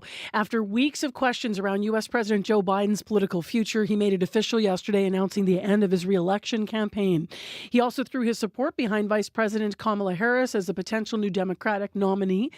And we're going to, in an hour from now, talk to a dual citizen who's living here in Winnipeg now about her reaction. She actually was down south when this all was developing, so we're going to hear from her. Right now, though, Matthew Lebo is with us. He has been following the story closely, as have so many of us. He's professor of political science at University of Western Ontario. Good morning to you. Good morning. So there's been calls for Biden to step aside since his poor debate performance last month against Donald Trump. What's your reaction now that it is official? Yeah, there seems to be a lot of relief. People have been saying for a while they wish they had an alternative to these two old candidates, and now they have it. There's a lot of pent-up enthusiasm among Democrats, a lot of money pouring into the new Harris campaign. And it's interesting to see the Democratic Party rallying for Kamala Harris so quickly, to see her. She got endorsed yesterday by Bill and Hillary Clinton, by a lot of prominent senators and governors. A lot of people who we might have thought would be her competition are not, have endorsed her as well. So there's a lot of momentum building very quickly. Can she keep the money? Because she was on the original ticket. What do we understand about that this morning? Yeah, so the Biden campaign has been renamed Harris for President, and they hand over close to $100 million. She raised another $50 million yesterday, and it'll keep going today. The campaign staff and workers, all from the Biden campaign, she inherits that. And that wasn't necessarily a given. Joe Biden could have just thrown things open and said, we'll have to figure out how this is going to work. But yeah, she's getting all of that. What's the precedent here to outline for people, Matthew? We have to look at 1968, right? Right. And that was a different situation in that it was much earlier. It was the end of March. And that was also in an era where the delegates were not pledged to vote for the person who had won the primary in those states. So what you had was this mad scramble for months over who would get the nomination. And it was really divisive. And the Democratic Party is definitely learning from that, wants to emerge from their convention unified and ready to fight Trump. What will happen now then? I mean, what happens to make her the candidate or not make her the candidate? Just for Canadians who want it, maybe don't follow the full U.S. system to understand what happens next. Yeah, that's pretty unclear because this has never happened before. So probably the Democratic Party will figure out a way for her to go into the convention already as like the presumptive nominee. So they might have some kind of virtual vote for the nomination. Right now, you sort of have to wait and see, is anybody else going to announce that they want the nomination, that they're going to run? And somewhere between now and the convention, perhaps that will get settled. And then at the convention, they'll have some kind of vote for show where she has the delegates in person voting and becomes the nominee. Have you heard any buzz this morning, Matthew, about who she might put on her ticket for vice? Or we were talking in the newsroom about whether or not Biden could show up as vice president nominee. That's highly unlikely. But have you heard any buzz about names? Yeah, about names that she could choose? The same names keep coming up. Beshear is the governor of Kentucky, Whitmer in Michigan, or Josh Shapiro, the governor of Pennsylvania, Roy Cooper, the governor of North Carolina, or Mark Kelly, a senator from Arizona. I think the most likely today seems Cooper, Shapiro, or Whitmer, that they want to go after, have the vice president help capture one of the key states and sort of complement Harris's regional appeal, perhaps, by choosing a white man, go after, some of the voters that maybe are a little hesitant about a woman of color. Can a new nominee at the top of the ticket beat Donald Trump? What is your thinking there, no matter who it is, Kamala Harris or someone else at this stage?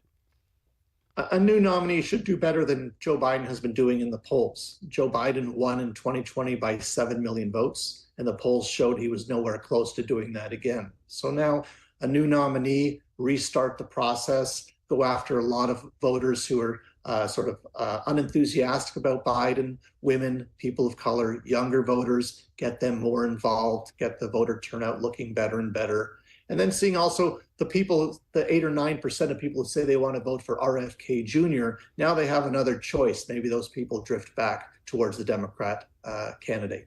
It's interesting because of course, there's a lot of talk about who the candidate will be. But this election, it's so much about more than that, that on one hand, maybe it doesn't matter whose name is on the ticket. Is there an argument to be made there? Sure. I mean, partisanship and anti-partisanship are the most important factors. The people go to the party they love and want to vote against the party they hate. And that's where about 90-something% of the vote comes down to. So people will vote, Trump versus anybody. Those voters are decided. Let's talk about the Republican response to this change. I already asked you about the money. That's one of the things that they've been saying this morning, right? Yes. So the Republicans are also they're raising money for their campaign, and they're pretty attacking Harris on immigration, which they'll try to make the main point of the campaign. I know you have to go off to do a number of interviews this morning. Appreciate your time with us via Zoom. Thank you so much. You're welcome. That's Matthew Lebo. He's a professor of political science at the University of Western Ontario. Are you listening in Manitoba to what's going on down south? Are you watching all this develop? And what are your thoughts? If you want to weigh in here on this side of the border, 788-3205. In the next hour of Information Radio here on CBC, we are going to talk to, as I mentioned, a Manitoban who has dual citizenship and was actually in the States when Joe Biden made this announcement. So stay tuned. That's in an hour from now. There are stories you just can't stop thinking about. They take you somewhere, they introduce you to someone, they share something new with you. Liftoff. Those are the stories you want to share with your friends, and CBC's award-winning documentary team is bringing them to you every week on Storylines. Storylines, new this season on CBC Radio 1, and always on demand on the CBC Listen app. Time right now is 7:21. It's Monday morning. I hope you had a fabulous weekend. I had a lovely couple weeks off here. Thanks to Faith Fundal for filling in. My name is Marcy Marcusa. This is CBC, and you're watching on YouTube or you're listening on 89.3 FM or 990 AM or on the app this morning. Thanks for being with us. 18 degrees, muggy out there. A risk of a thunderstorm this afternoon. It's a hazy start to the day with smoke in the air once again, and a high of 25 today in Winnipeg. A humidex of 31. It's going to be sticky. We have morning sports coming up in a couple of minutes as we gear up, of course, to the end of the week in the Olympics. Lots to talk about. But first, a bit of music from Jeanette King, whose latest single is a result of a cross-Canada collaboration of sorts. The Montreal singer connected with Vancouver jazz keyboardist Johnny Tobin, and the result is kind of a retro-style R&B tune that we've rolled here on the air before. I love this one. It's called Paradise on CBC.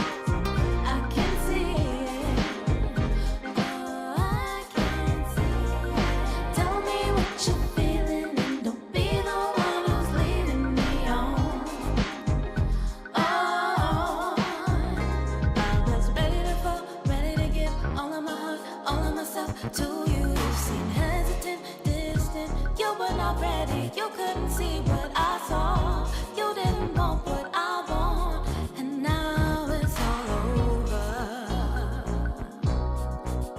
Now there's an urgency inside. Cause you think you're losing all your grip.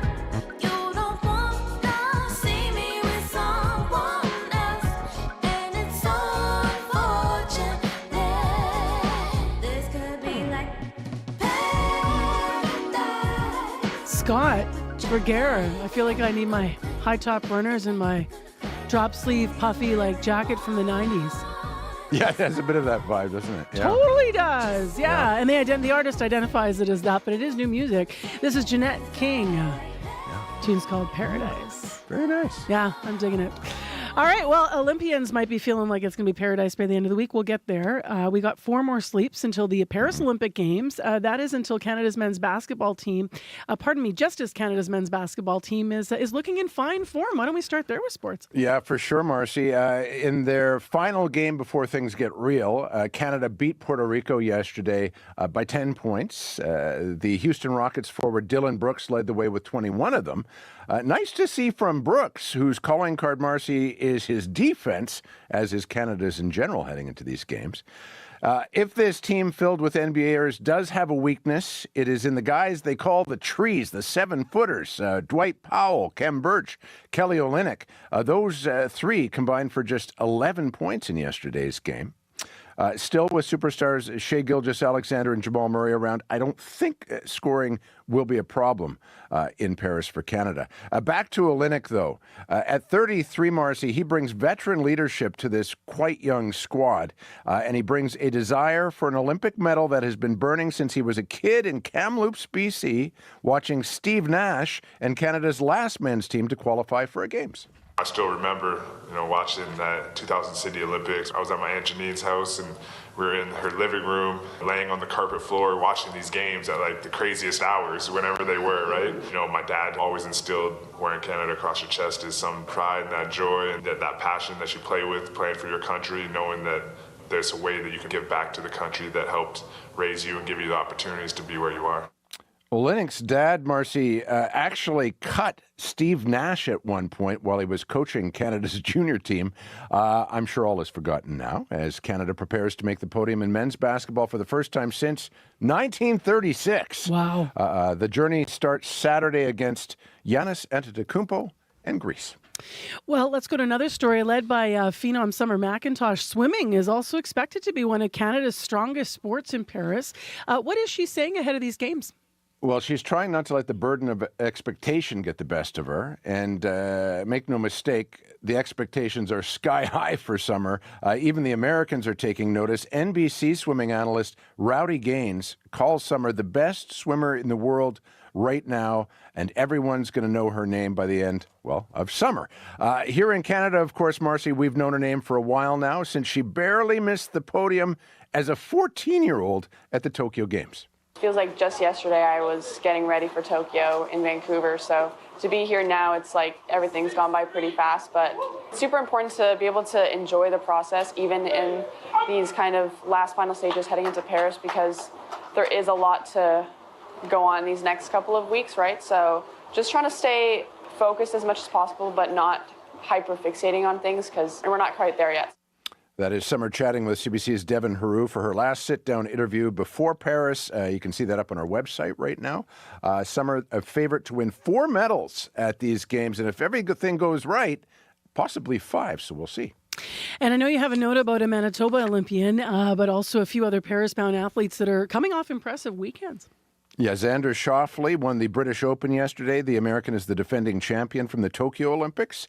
In cycling, meantime, Ottawa's Derek G finished 9th overall at the Tour de France. He is just the 3rd Canadian then, after Steve Bauer and Ryder Hesjedal, to finish in the top 10 in cycling's most prestigious race. And if you're wondering, the last Canadian to win a road cycling medal at an Olympic Games, that would be Winnipeg's Clara Hughes with the bronze at the Games in '96 in Atlanta. And on the topic of Winnipeggers, great to see Desiree Scott going to Paris, Marcy. After all, in women's soccer, not great, mind you, to see why she's added. It's because Sydney Collins broke her leg in practice. But Desiree Scott with 2 bronzes, an Olympic gold on her resume.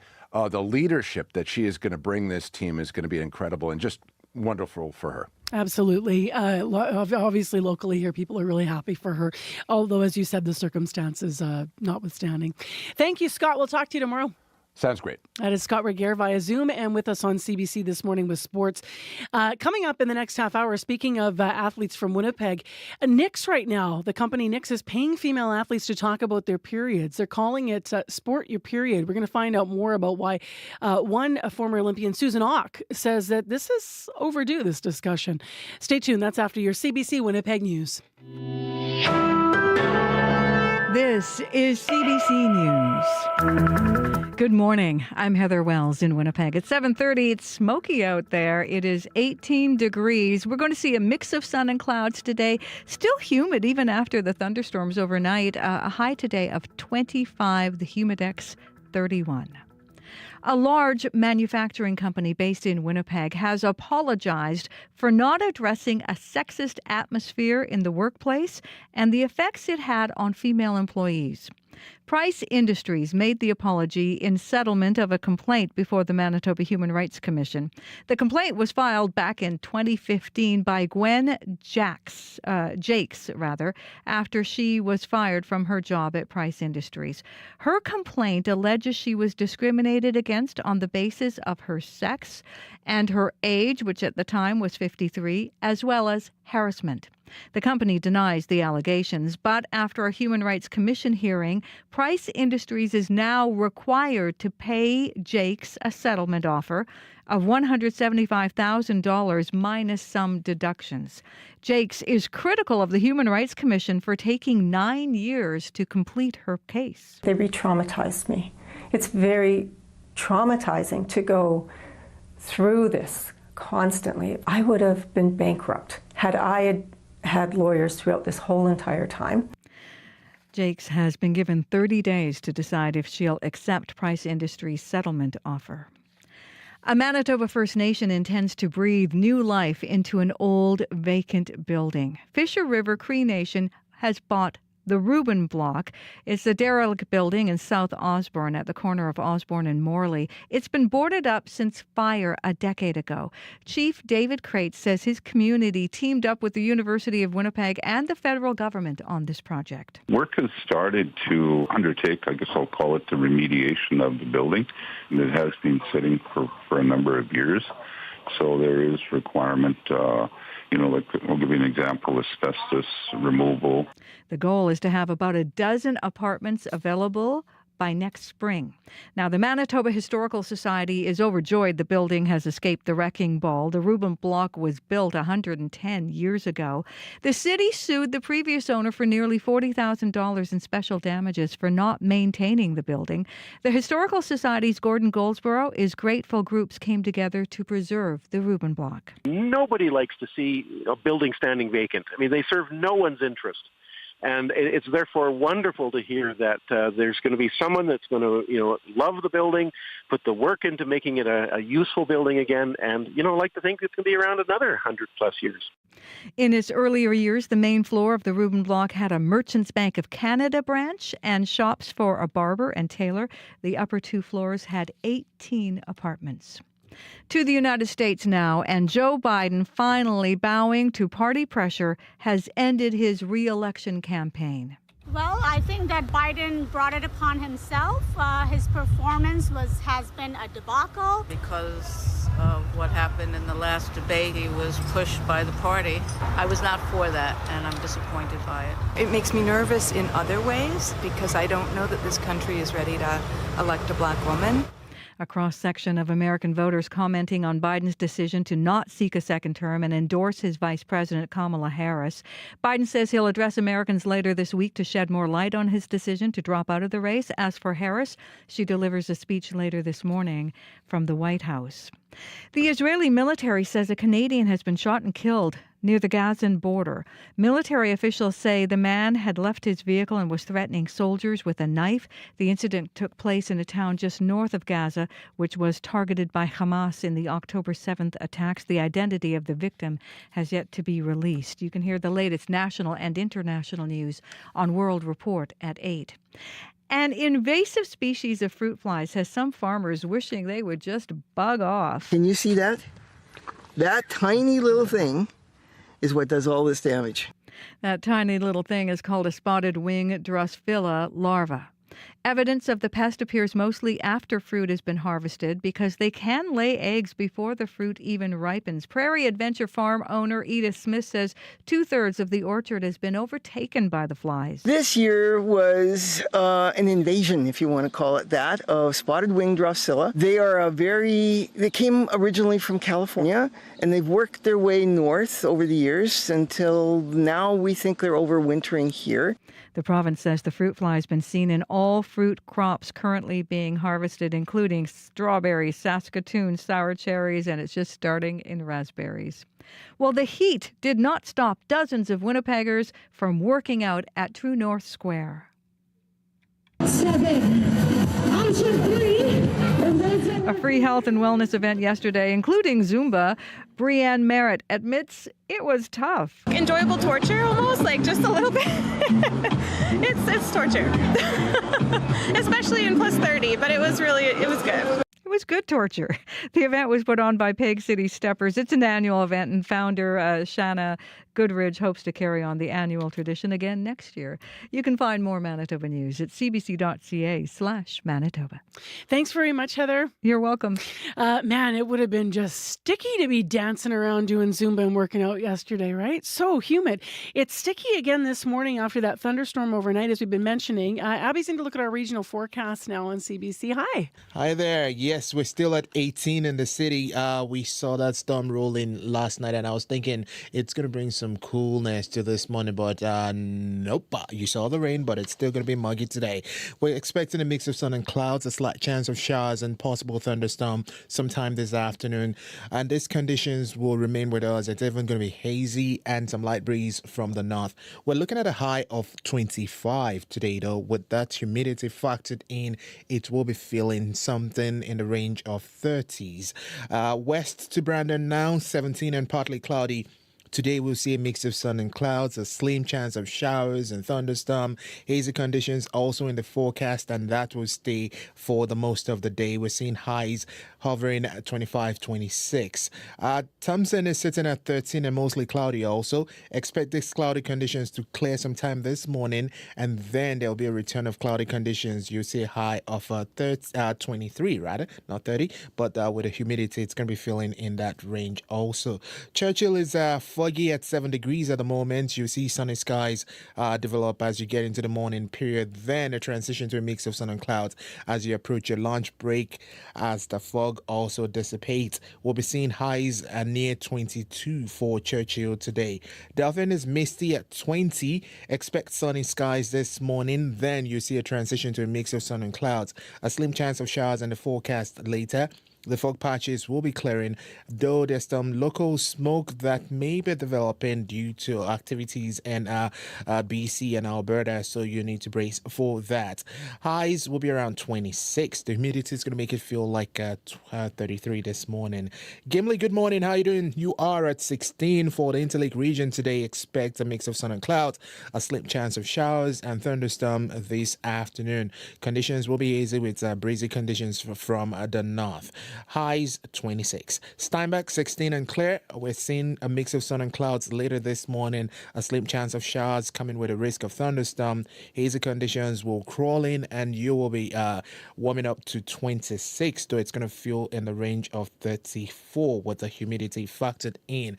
And finally in Morris 16, you are at the moment. It's cloudy for the Pembina Valley region. Expect a mix of sun and clouds today. A slight chance of showers and thunderstorm this afternoon, and the high highs would hover between 26, 27, 28, 29, 30, and 31 because it's going to be hot, humid, and muggy. Traffic in the commute is fine, Abby. So I'm going to actually use the time to talk about your summer looks because honestly, I hope you all work with somebody like I do in your office.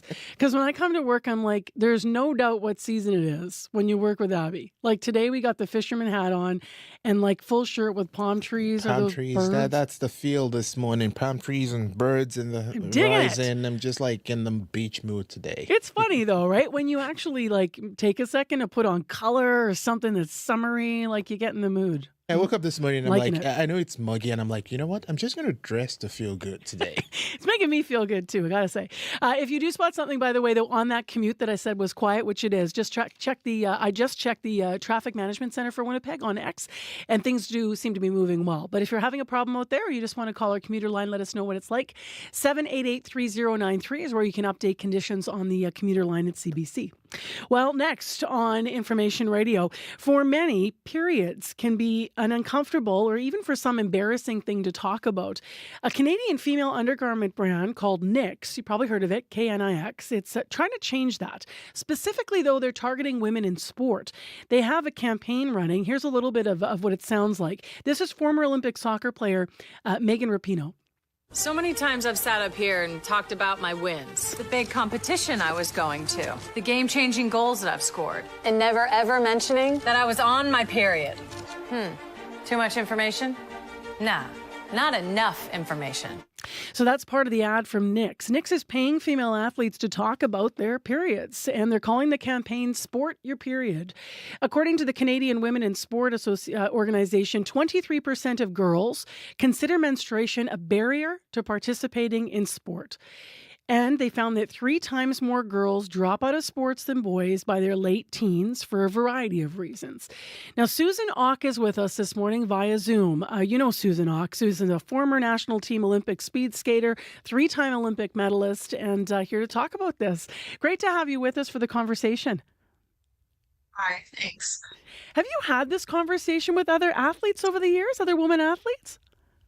Super rare. I mean, like she said, Megan, it is, we just don't talk about it. I mean, there are some athletes that talk about it, and once in a while it'll come up if you're in a crisis, right? You need a tampon, or you are trying to figure out what to do, that day. But it doesn't, it's not like a free-flowing conversation that we have to try to figure out how to deal with it. What are your thoughts about periods in sport being now, encouraging people to talk about it openly? Well, absolutely, for sure. It is an issue, right? It's difficult as an athlete. And as you said, it's really sad if it's a barrier for girls getting into sport, but I can completely see why and how it is. I mean, it's difficult. It's painful. It's, you just never know, really. I mean, young girls don't have it organized and don't necessarily know what to do or how to organize it or when it's actually coming. So they might miss a competition day. Or I think it's great that the conversation is happening, for sure. For yourself in your career, do you remember a time where you had your period during a competition, or it maybe caught you off guard? And of course, just for women, for health issues here, I mean, obviously just people listening, that it's so different for each woman. Some women have excruciatingly painful periods. Some of us get, debilitating migraines. Some people don't have physical symptoms. It's all over the map. But did you have an experience where, your menstruation, your period caught you off guard? Well, absolutely. I remember it clearly when I was a kid. We had, I think, a Canadian Championships here at the Oval in Winnipeg, the Susan Auck Oval.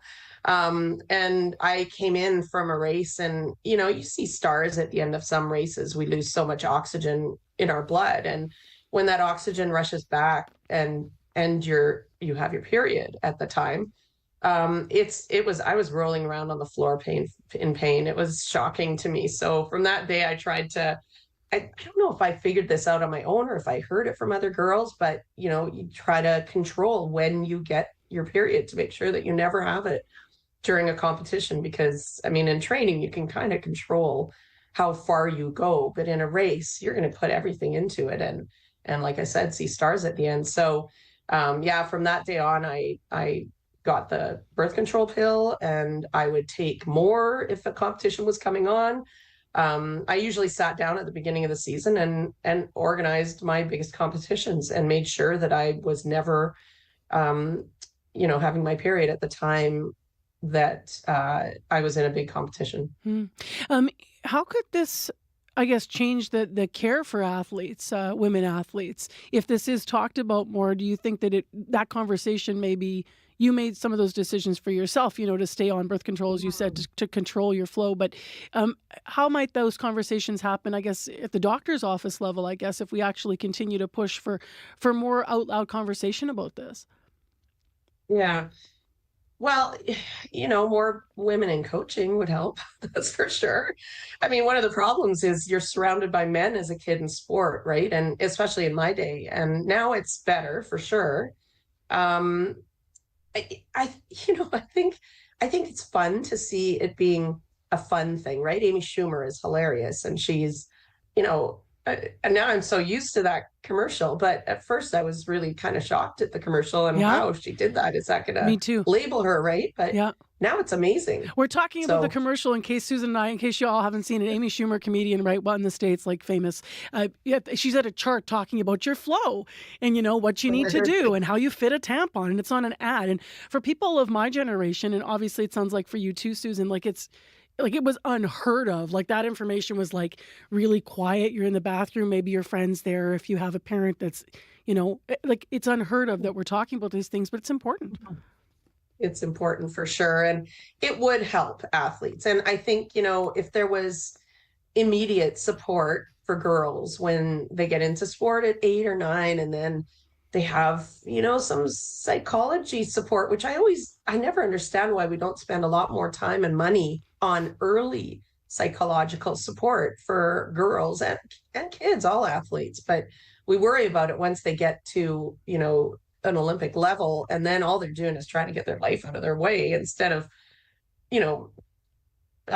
getting good habits or making good habits. And those conversations could happen in those sessions, right? In the psychology sessions, the sports psychology sessions. So there are things that can be done for sure, but the focus has to be on all kids, not just the potential winning kids, but all the kids, to keep them in sport, because those kids, they'll change the world. They'll change Canada, right? That sport changes our country. It builds our country. And so we need to focus on how do we keep kids in sport to get them having all the benefits that I got out of sport. So we've talked about, it's obvious that this could impact a female athlete, a woman athlete, negatively, physically, the challenge with having menstruation with your period.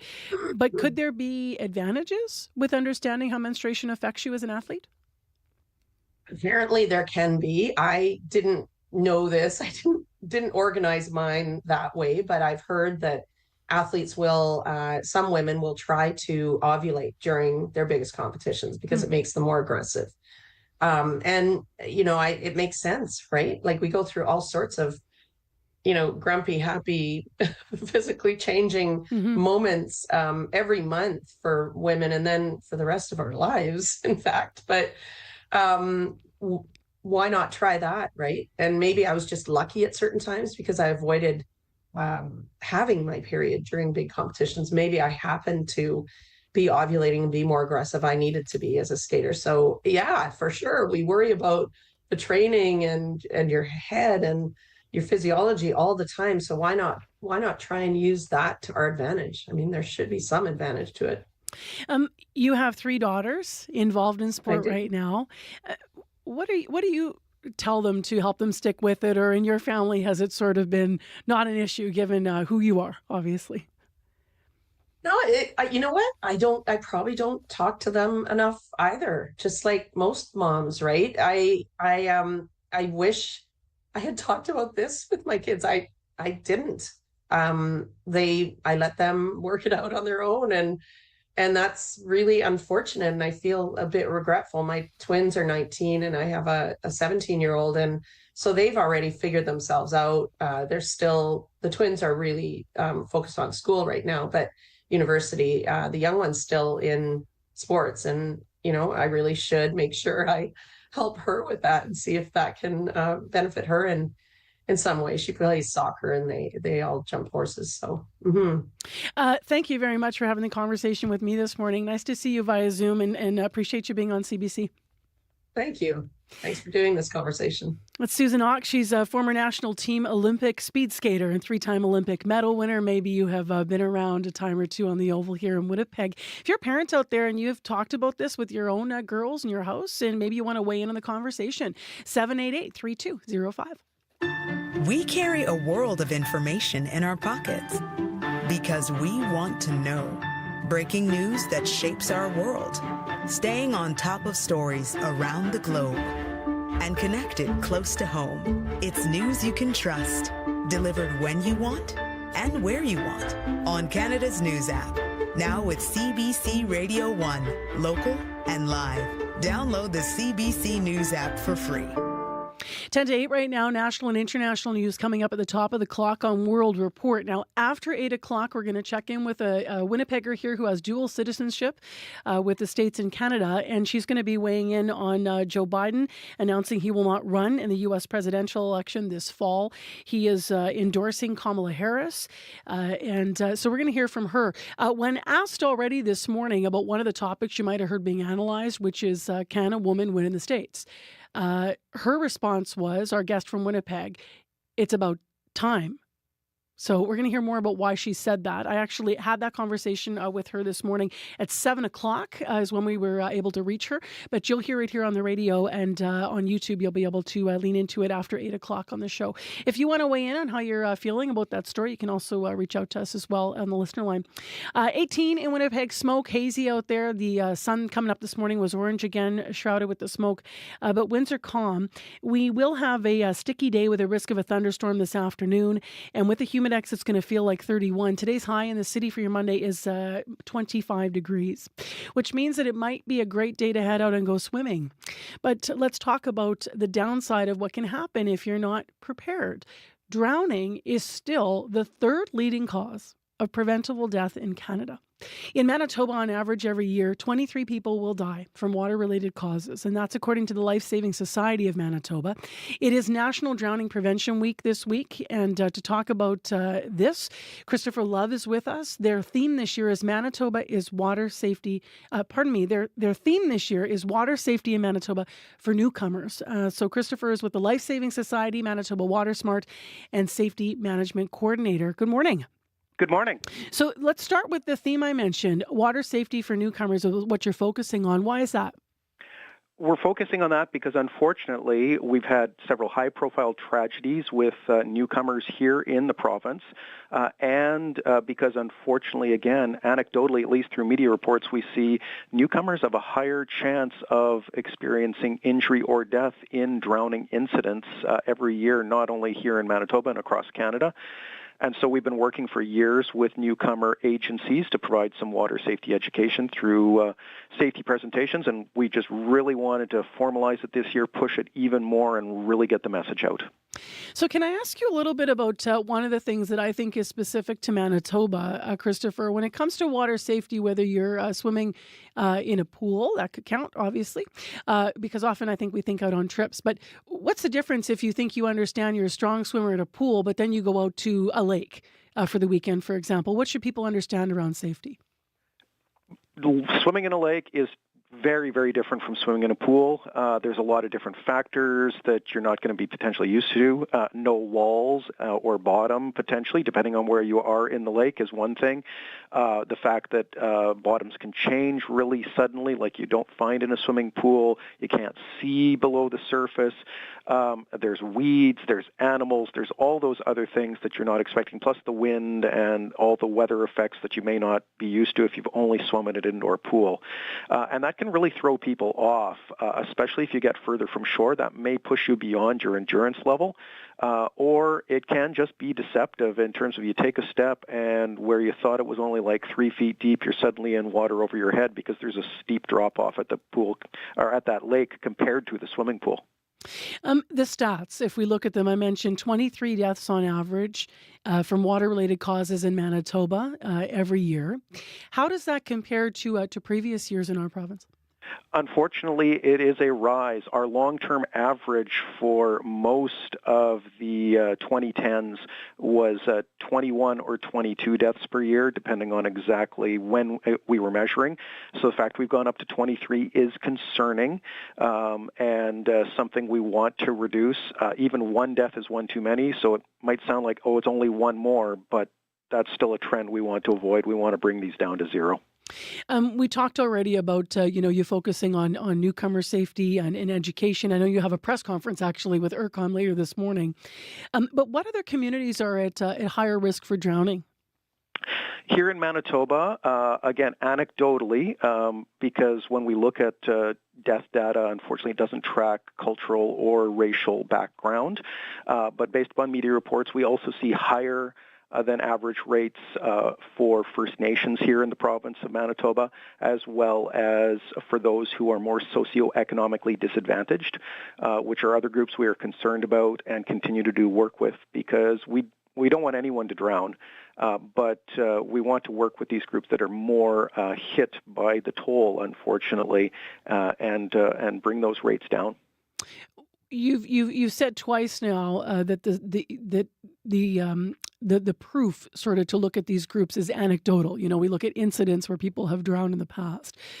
What do you need statistically that would help you understand the problems better and then also seek solutions for people? Statistically, sure. We're always looking for better data. Being able to track exactly what groups people come from would be of assistance. We don't always get that from data that we do manage to get. So that would certainly be helpful. But having said that, we do get enough in terms of the general trends and the risk factors that we see for us to do a lot of education. And so we're still going to be focusing on making sure people are not out there intoxicated when they're doing water activities, that they are supervising young children, and that nobody is going out and swimming alone. We're talking this morning, obviously, with a Manitoba focus, but there is the 2024 National Drowning Report, and that was recently released.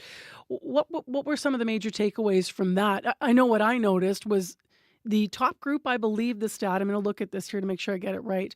One of the top groups at risk for drowning were people over the age of 50. So sometimes I think people make a leap and think that it's younger people that are, maybe misbehaving or, as you said, drinking, partying, and somehow getting in the water. But this is older Canadians. Yes, we this year, the Manitoba report, we didn't actually have the over 50 group in there, but we actually have, for much of the last decade, had the over 50 and the over 65 group heavily represented in our report here in Manitoba. It's a group that is older but not always wiser. We do see some risky behavior that crops up in that age group. Being under the influence of alcohol, not as much as younger age groups, but it's still there. But a really big one that we see for that age group, the 50-plus, is being alone around the water or not wearing a life jacket when they should, when they're doing things like boating, fishing, etc. Just before you go this morning, last word, what gives you hope we can reduce the number of drowning deaths in our province? Well, we have brought them down over the long term. When I started in my career as a lifeguard, we were between 35 and 40 fatal drownings every year in the province of Manitoba. The fact we're down to, on average, 23 per year now, that is an improvement. It's not far enough. We have to go further, but we have made progress, and we can get further. Thank you very much, Christopher. Appreciate it this morning. Thank you very much for the opportunity. With us on CBC Live, that's Christopher Love, Life Saving Society Manitoba Water Smart and Safety Management Coordinator. Thank you for tuning in this morning. It is 3 minutes now to 8 o'clock. Let's go back to Heather Wells now in our CBC Manitoba News Centre with your day's headlines. A derelict, long vacant South Osborne building has a new owner and a new purpose. Fisher River Cree Nation has bought the Reuben Block. That's that 3-story brick building at Osborne and Morley. The plans are to turn it into 12 to 14 apartments, hopefully to open by next spring. How did you handle this weekend heat and humidity? And it's still humid today. Would you work out outside? Dozens of people did at True North Square yesterday in the second annual Health and Wellness event hosted by Peg City Steppers. We'll hear more in our next local news at 8:30. Thank you, Heather. You're welcome. Coming up after 8 on InfoRad, we're going to talk to a Winnipeg mom who spent the majority majority of the year, she says, trying to get her daughter and her friends back on the soccer pitch. We're talking about children playing soccer, and we have 4 16-year-old girls that are being forced to quit. We'll find out why it happened and what she's fighting for. Stay tuned, that's after 8. Also, a dual citizen reflects on what's going on down south with Joe Biden. More analysis of that coming up. It's 18 degrees in Winnipeg. Today on Q. I'm Talia Schlanger, sitting in for Tom Power. A few years ago, the rapper G-Eazy was burnt out. He took a step back from the spotlight to address his relationship with fame and drugs and to grieve his mother. Now he's back with his first new album in 3 years. Q. This morning at 10:30 in Newfoundland, and on the CBC Listen app, or wherever you get your podcasts. The CBC News is next. Coming up in half an hour, it's The Current. I'm Rebecca Zandbergen. Korean pop bands are buying into artificial intelligence for everything from writing songs to making music videos, even to singing and making whole AI bands. How the robots are taking over K-pop, coming up on The Current. This is World Report. Good morning. I'm Marcia Young. U.S. Vice President Kamala Harris is looking to make history as the first woman to hold the Oval Office. Harris is seeking the Democratic nomination for president after Joe Biden quit the race yesterday. Biden is now backing Harris to go up against Republican nominee Donald Trump. The CBC's Caroline Bargut joins me now from Washington. And Caroline, Biden may be out, but that does not mean that Harris is in. What is next? Well, what's next is the committee in charge of finding a new presidential candidate for the Democratic Party is planning to meet on Wednesday to discuss next steps in the nomination process. Now, a number of Democrats, of course, have already thrown their support behind Harris, like President Biden and Bill and Hillary Clinton. But notably, there are 4 influential members of the party that remain silent, which signaled they might be supportive of an open convention. Now, they're former House Speaker Nancy Pelosi, House Minority Leader Hakeem Jeffries, Senate Majority Leader Chuck Schumer, and former President Barack Obama. Now, just remember, the Democratic National Convention begins in Chicago in just a few weeks. It begins on August 19th. But in order to get on the ballot in Ohio, the Democrats need to have a nominee decided by August 7th. They could do that by a virtual roll call before the RNC. Otherwise, they're going to have to decide this at convention. Now, before stepping aside, President Biden had won thousands of pledged delegates during the primary contests. At this point, it's not clear if anyone's going to step up and challenge Harris for the nomination. But either way, those delegates are now free to decide whether they're going to back Harris or someone else. And what are we hearing from the Republican Party? Well, of course, Donald Trump took to his social media platform, Truth Social, and he wrote, "Everything about Biden stepping down screams rich oligarchs controlling the Democratic Party. If they cared about democracy, the Clintons and billionaire donors wouldn't pick the candidate." He also called on Biden to step down and said he's going to be pulling out of the next debate, which is planned for September 10th. Now, he previously said that he was going to do it. Now, there is a suggestion that the Republicans could legally challenge Harris, basically taking over the money that Biden's campaign had raised for fundraising. It's got about $96 million in it. Now, the Democrats say as long as Harris is the candidate, the money stays with her. Thank you so much, Caroline. Thanks. Reporter Caroline Bargut in Washington. In Israel. Regardless who the American people choose as their next president, Israel remains America's indispensable and strong ally in the Middle East. Prime Minister Benjamin Netanyahu boards a plane heading to Washington. He will be meeting with President Joe Biden and will be addressing Congress this week. Netanyahu is seeking to shore up support for his country's ongoing war with Hamas in Gaza. Jennifer Yoon has more on how Biden's big decision could impact Netanyahu's efforts. Benjamin Netanyahu was already stepping into a hairy moment in American politics. Now, with Joe Biden out of the race, the Israeli prime minister is walking into a political scramble among U.S. Democrats.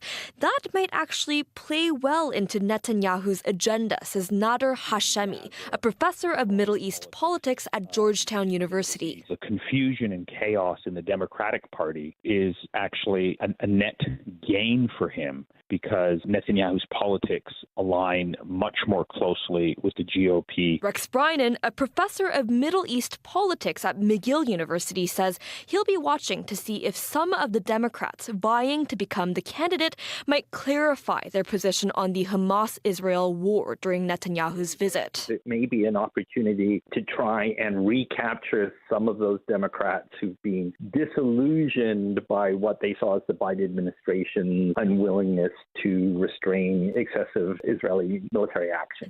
Former Canadian ambassador to Israel John Allen says he thinks Netanyahu is hoping for good press in Washington. He's really hoping to change the narrative. That is, Allen says, if Biden's decision to drop out doesn't suck up all the air in the room. Netanyahu is expected to address a joint session of Congress Wednesday. Jennifer Yoon, CBC News, Montreal. There is developing news from Israel this hour. The Israeli military says its forces shot and killed a Canadian near the border with Gaza. Officials say the man had left his vehicle after driving to the entrance of Netiv HaAsara, and they say he started threatening soldiers with a knife. The town is just minutes north of Gaza. There's no other information about the victim yet. Stay with CBC News as we follow this story.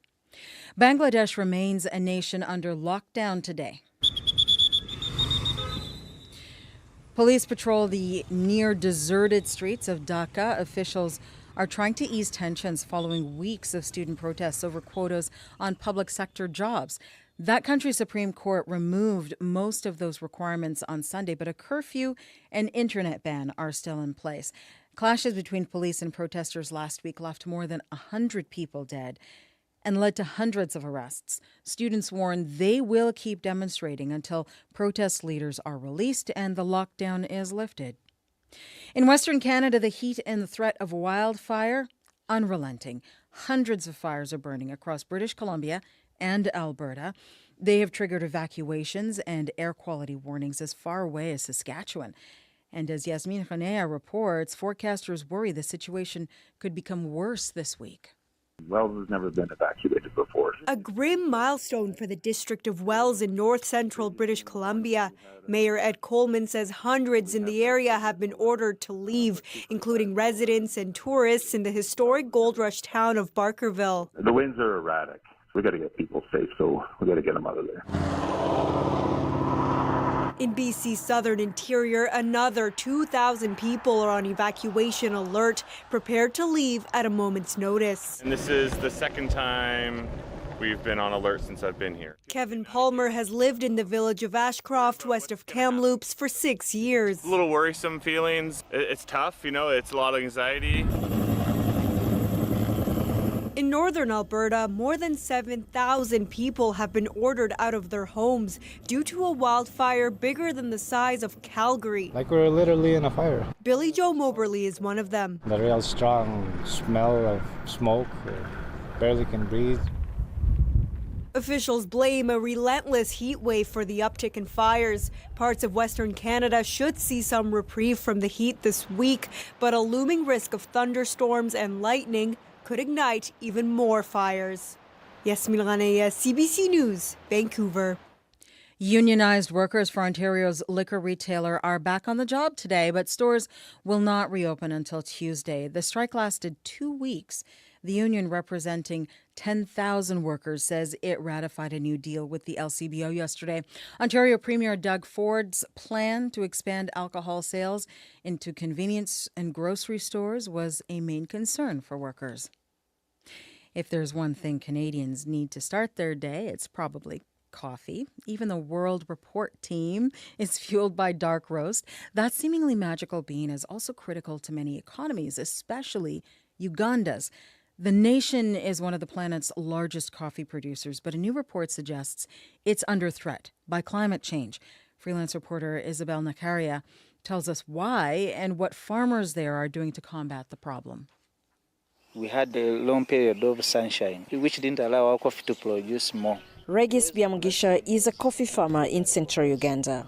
He says erratic rainfall affects his livelihood. By doing agroforestry, you try also to increase the symbiotic relationship between plants. The United Nations Food and Agriculture Organization is concerned that climate change is affecting coffee yields.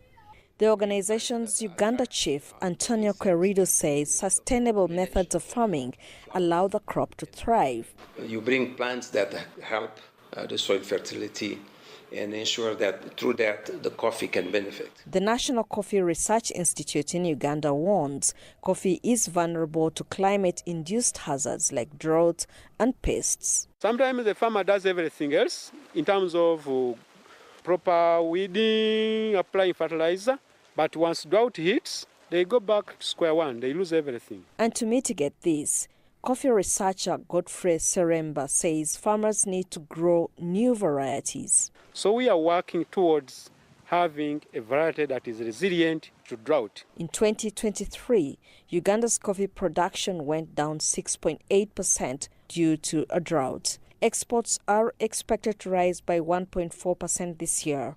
But to achieve better results, the food agency says favorable crop conditions must be maintained. Isabel Nakiria for CBC News, Kampala. And that is the latest national and international news from World Report. I'm Marcia Young.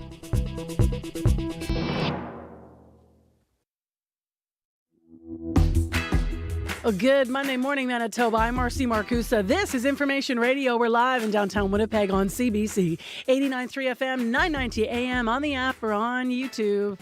I hope you had a great weekend. Great to be back with you after a few weeks off.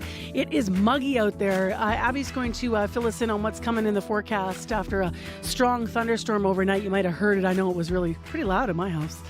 Well, coming up in this half hour of our program, a Winnipeg mother's been spending most of her summer trying to get her daughter back on the soccer pitch. She's going to tell us why her daughter wasn't able to play and why she thinks the system needs to change to keep more girls in sport.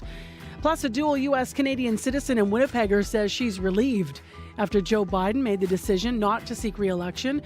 But she also says that she was just down south talking to some of her American friends and relatives, and there's some fear down there. We're going to talk more about it with her this half hour.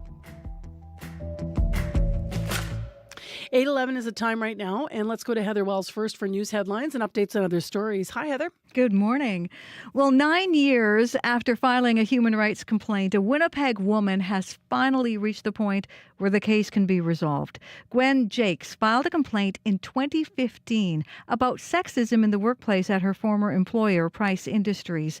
Her complaint alleged she had been discriminated against on the basis of her sex, her age, 53 at the time, and harassment. The company denies the allegations but is now required to pay Jakes a settlement.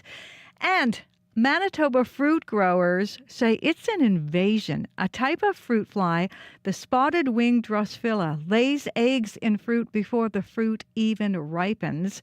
And we're talking about strawberries, Saskatoons, sour cherries, and raspberries. We're going to hear from a fruit farmer in our next local news coming up at 8:30. All right, thanks, Heather. You're welcome. Let's go to Abby now to talk more about what I've described as a muggy start to Monday. You say muggy, I say smoky out there. It's really smoky out there. The sun is really struggling to make its appearance. 19 now at the at the Fox. The temp has gone up by 1. Still humid after the thunderstorms we got overnight. As we move into the morning period, we are going to see a mix of sun and clouds, and then a slight chance of showers this afternoon. We might even see a thunderstorm to come with that. It's going to be another hazy day. Winds will become light from the north, and then we'll be getting to a high of 25. With the humidex factored in, it's going to feel like 31. And a sneak peek into tonight, we will see the skies as they're going to be clearing up, though it's going to remain hazy, so you might see that red ball in the sky when you're looking at the sun and even the moon. That's what it's going to look like bloody this evening. And then we're going to cool down to 14. And for tomorrow, a mix of sun and clouds. And then we're going to warm up to 23. Right now in the city, we are at 19. We're going to see a mix of sun and clouds. Other regions across the province, the north is seeing 13 and 9 degrees. And while down south, we're hovering between 18, 19, and 21, all the way from Brandon down to Morris. Do you know what I realized? I've been off for 2 weeks, Abby, and there's a distinct difference in how dark it is in the morning already. Yes, it's I know it's creeping in. It's creeping in already. Right? We're losing daytime. 2 weeks ago, pre 5 a.m., which is when we get to work, right, 4:30ish. It's it was light out, and now I needed my lights. And now with this Yeah. hazy condition, it's even not fun. Yeah, that's actually probably affecting things more than I think. All right, let's get into the commuting situation. I'm just checking on X now, and it looks like we have nothing new to report. We aren't hearing anything on our commuter line either, but if you are seeing a problem or you want to report a condition on your morning commute, whether you're walking, driving, or rolling, you can call us at 788-3093.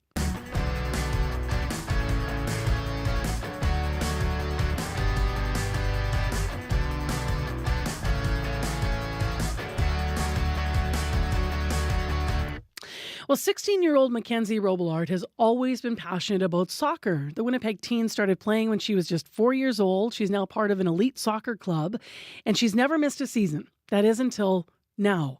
A special request was made for her and for 3 of her friends to play with their younger teammates this season. They're 15. But that request was denied by the Winnipeg Youth Soccer Association. Her mother, Jody Robillard, is now fighting to try and get Mackenzie and her friends back on the soccer pitch. Good morning. Good morning. So I want to start with the aspect of just the emotional part here. Your daughter, for the first time, not playing soccer. What's that been like for her? Oh, it's been awful. She's, I've seen it firsthand what, not playing soccer has done. Getting the news she can't play soccer has changed her for sure. I've seen, it's the negative impact on her mental health, social health, physical, her demeanor has changed. She's more quiet, withdrawn. She doesn't understand what she's done not to play. Yeah. So she's played for so many years. Absolutely. It's absolutely heartbreaking. Obviously emotional for you as her mom, too. Absolutely. Yeah. So before we walk through what you're trying to change, so for people can understand, why does your 16-year-old daughter, why is she seeking to play with this 15-year-old team? Well, how it works is like our club asked for a request to play with the U15 P1, U16 P2. So it can be a combined team. And within the division, that's what the division is called, U15 P1, U15 P2. Last year, they asked for the same request and it was approved. This year, it was denied. So what does that mean? You can play with the 16-year-olds or with the 15-year-olds? Yeah, like the 15, I guess that's 2009, and these are 16s that are 2008. So they're just together. And these 4 girls were assessed by the technical director, and this is the team that they should be playing on for their development. Skill level, absolutely. So the technical director of your soccer group, the organization, said they this year should go to that 15-year-old team. Yeah. Okay. Yeah. And this is the same that happened last year. Yep. But it was denied this year, and the club appealed it. That was denied as well. So they've missed out, they've missed half a season already. They've missed traveling with the team already. It's heartbreaking. There's no answer of why this has been done. When I did speak with WISA a few months ago, they said, it could be because a 16-year-old would be playing against 15-year-olds. But that makes no sense because the division is called U15 P1, U16 P2. And you're saying last year it would have happened. There would have been 15 and 16-year-olds There playing were, together last 14s year. and 15s Pardon me, last 14s, year. 15s. Got it. So there's a team registered as 16 P2s within the division. So there are 16s playing in the division. So that comment makes no sense. So to be clear, your daughter and her friends, because there's more than one player here, but could play with the 16-year-old team. But that's not their desire. Yeah. And there's no, it all depends, the P1, P2, it's where they're most comfortable, where their fit is for their playing. And, that's where the technical director, place them.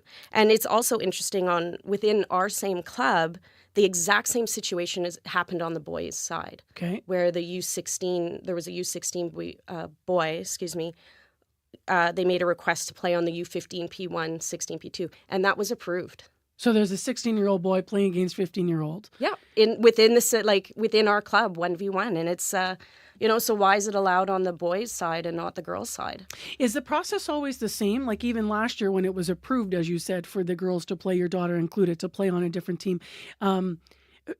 Is the process, does it always go to the Winnipeg, you said WISA, which is the Winnipeg Youth Soccer Association? Yeah, it needs to go because they run the league. Okay. So it's WISA's job to operate the league. It's not their job to be doing player placement or assessments, and that's the technical director's job. So I don't understand why technical director says this is where they should be. That's where it should be. It's not WISA's job to be placing them where they are. They've never been out to assess the girls.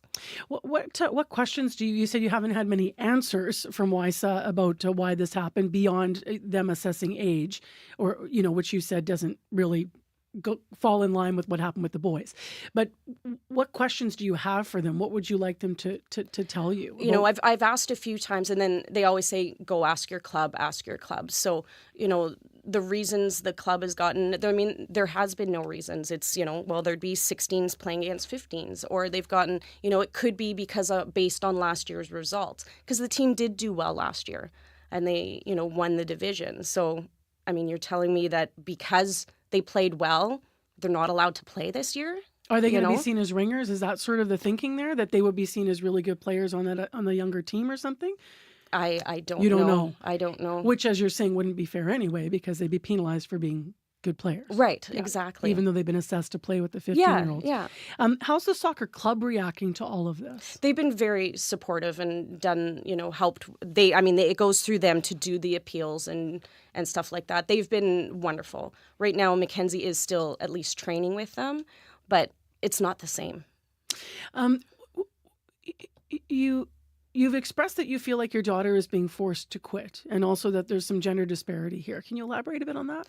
Yeah, well, when you're asked to, that you can't play the games, and that's the most important of why you're training and why you want to, continue going on. She's always wanted to even go into the post-secondary of soccer, so training is fine, but you want to get into those games so she has talked about quitting. She has talked about, what's the point if I'm not allowed to play games, if I'm not, she doesn't understand what she's done to be told, you can't, she's being forced, if she doesn't want to train, she's being forced to quit.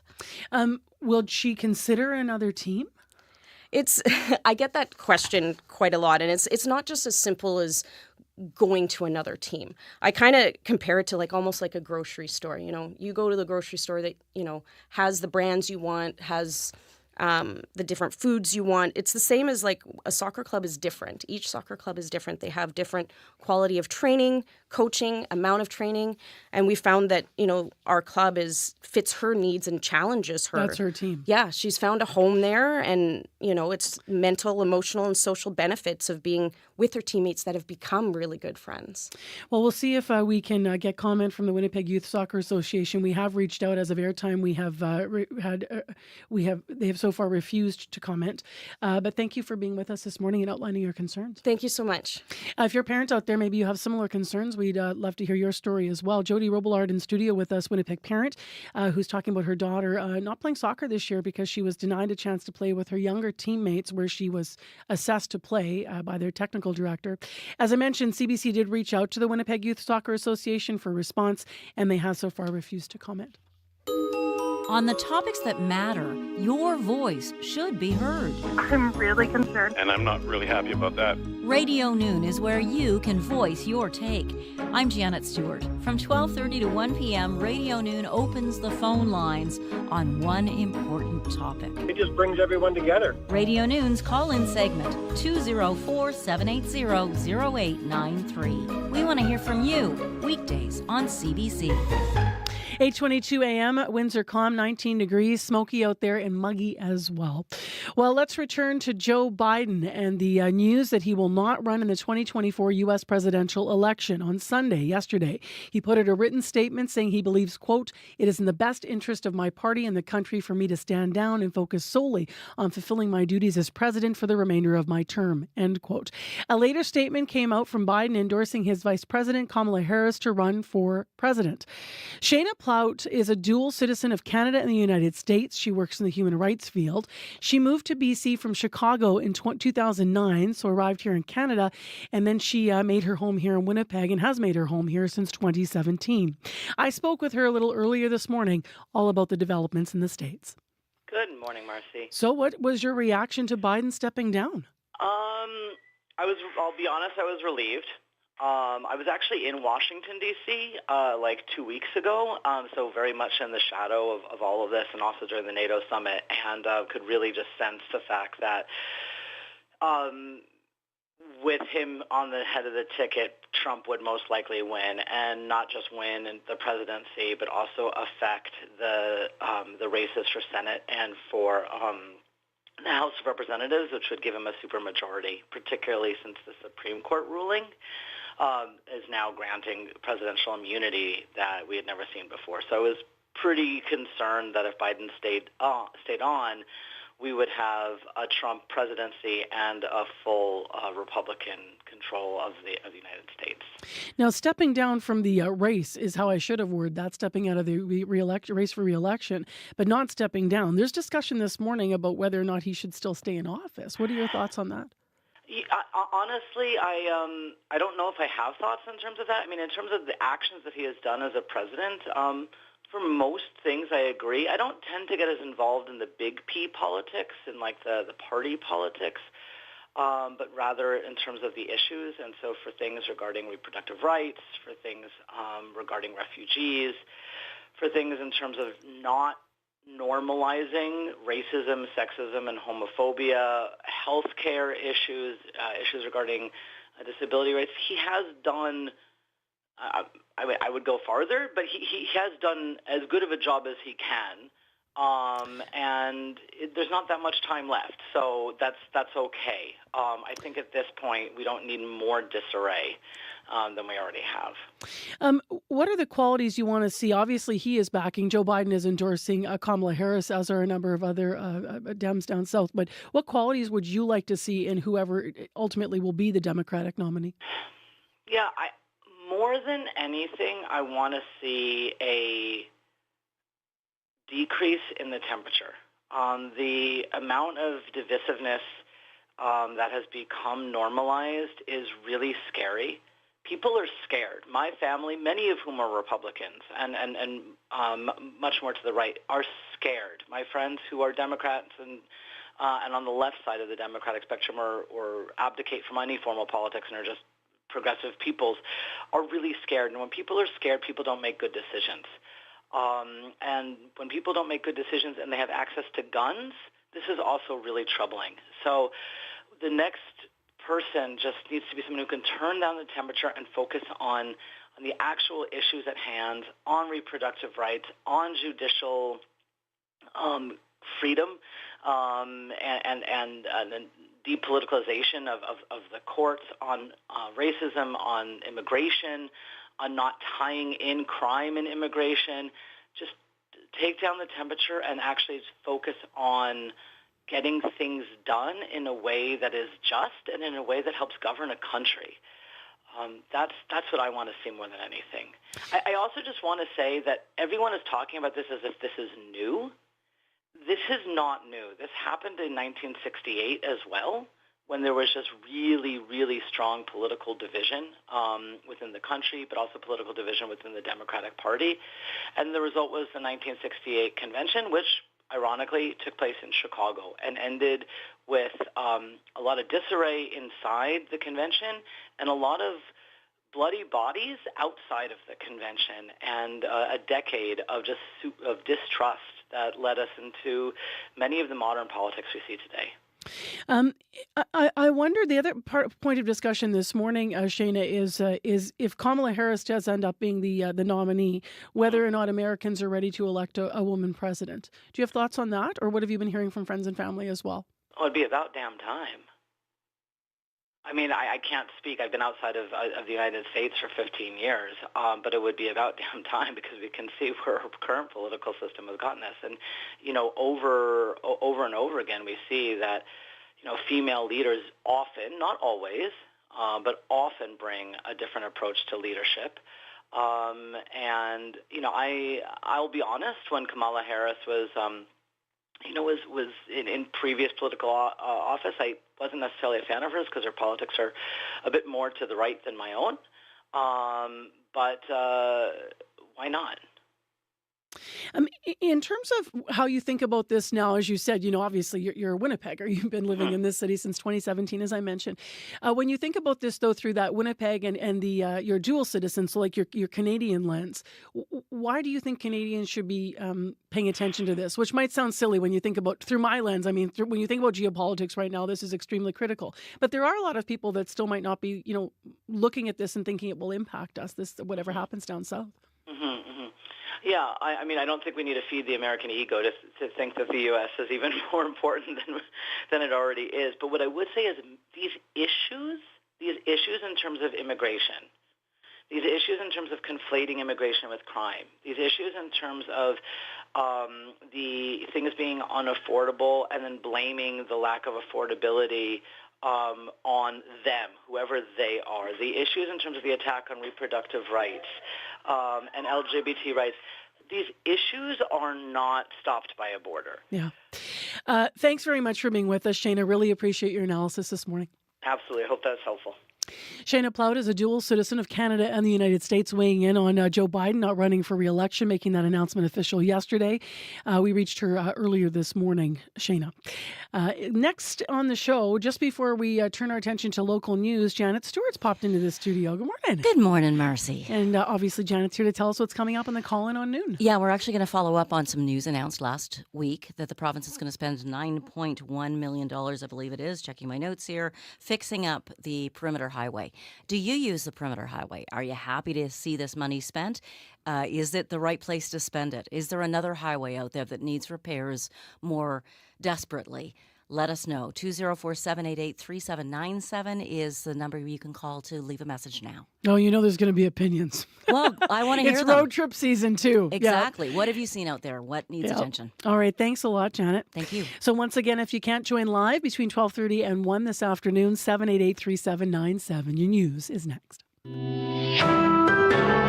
This is CBC News.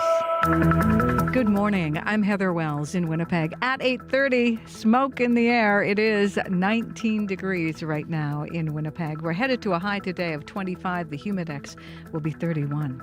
A large manufacturing company based in Winnipeg has apologized for not addressing a sexist atmosphere in the workplace and the effects it had on female employees. Price Industries made the apology in settlement of a complaint before the Manitoba Human Rights Commission. The complaint was filed in 2015 by Gwen Jakes after she was fired from her job at Price Industries. Her complaint alleges she was discriminated against on the basis of her sex and her age at the time, which was 53, as well as harassment. The company denies the allegations, but after a Human Rights Commission hearing, Price Industries is now required to pay Jakes a settlement offer of $175,000 minus some deductions. Jakes is critical of the Human Rights Commission for taking 9 years to conclude her case. They re-traumatized me. It's very traumatizing to go through this constantly. I would have been bankrupt had I had lawyers throughout this whole entire time. Jakes has been given 30 days to decide whether she'll accept Price Industries' settlement offer. A derelict, long vacant South Osborne building has a new owner and a new purpose.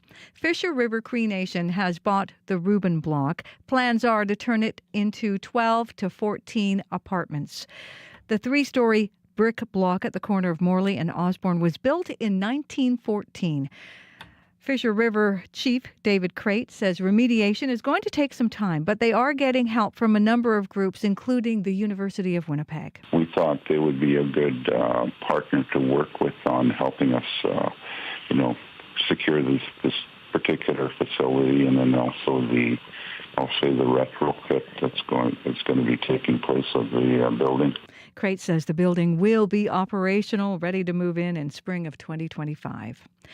U.S. Vice President Kamala Harris has an address from the White House scheduled for this morning. It will be her first speech since Joe Biden announced he will not seek re-election as president, and that decision is top of mind for many Americans this morning. Well, I think that Biden brought it upon himself. His performance has been a debacle. Because of what happened in the last debate, he was pushed by the party. I was not for that, and I'm disappointed by it. It makes me nervous in other ways. rise because I don't know that this country is ready to elect a black woman.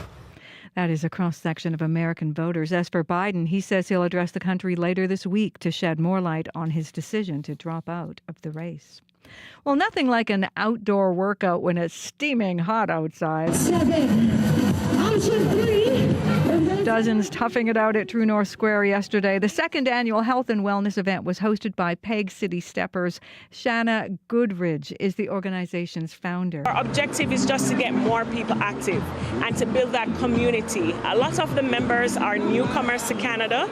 And you know, when you move to a new location, sometimes it's hard to fit in or to meet people that you can interact with. Goodridge hopes to hold the event again next year. An invasive species of fruit flies has some Manitoba farmers wishing they would just bug off. Can you see that?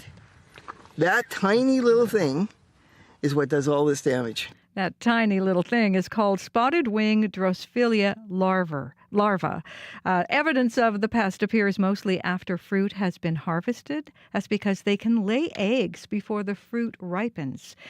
Prairie Adventure Farm owner Edith Smith says 2/3 of the orchard has been taken out by the flies. This year was an invasion, if you want to call it that, of spotted wing Drosophila. They came originally from California, and they've worked their way north over the years until now we think they're overwintering here. The province says the fruit fly has been seen in all fruit crops currently being harvested, including strawberries, Saskatoon, sour cherries, and it's just getting going in raspberries. By the way, if you believe everything you read online, eating fruit with the larvae is apparently not harmful. You can find more Manitoba news at cbc.ca/Manitoba. And you can try it first for the team head and then let us know. Let us know how it goes. Me and Abby support that. I hope to never see one in any fruit I've ever bought. No one does. You just ruined all of the fruit for the morning breakfast this Monday, right? It's like, oh, I was looking at this. It looked good. And did you hear Heather Wells? Oh, no. Don't blame me. Go online. Read the story. Right, true. All right. Take care. Thank you. You're welcome. Heather Wells in our news department this morning. Big thanks to her and to Joni Niccolo who are out there. Also, thanks to our live team while we're at it. Small and Mighty, Dylan Longhurst behind the YouTube controls, and Abby Adeyemi, who's been covering weather, teching the show, directing the show. Abby, how is the weather? Okay, I would expect a hazy condition across the province today. We'll see a mix of sun and clouds, a slim chance of showers, a possibility of thunderstorm, and temperatures will be ranging from 22 in Churchill to 26 in most southern regions, feeling warmer with the humidity. While in Winnipeg, humid even after the thunderstorms we saw last night. It's smoky outside. It's 18 degrees. It's going to be a hazy day. We're going to see that mix of sun and clouds, and we'll be warming up to 25, but it will be feeling in the range of the 30s. All right. Thanks, Abby. You're welcome. Sticky. Summer Monday for sure. Thank you for joining us. And also big thanks to our associate producers and our leaders in unit, Nellie Gonzalez and Leif Larson. This has been Information Radio. I'm Marcy Marcusa. You're on CBC 89.3 FM, 990 AM on the app, on YouTube. We'll see you tomorrow, everybody. We hope you tune in again. Take care. The Current's coming up next.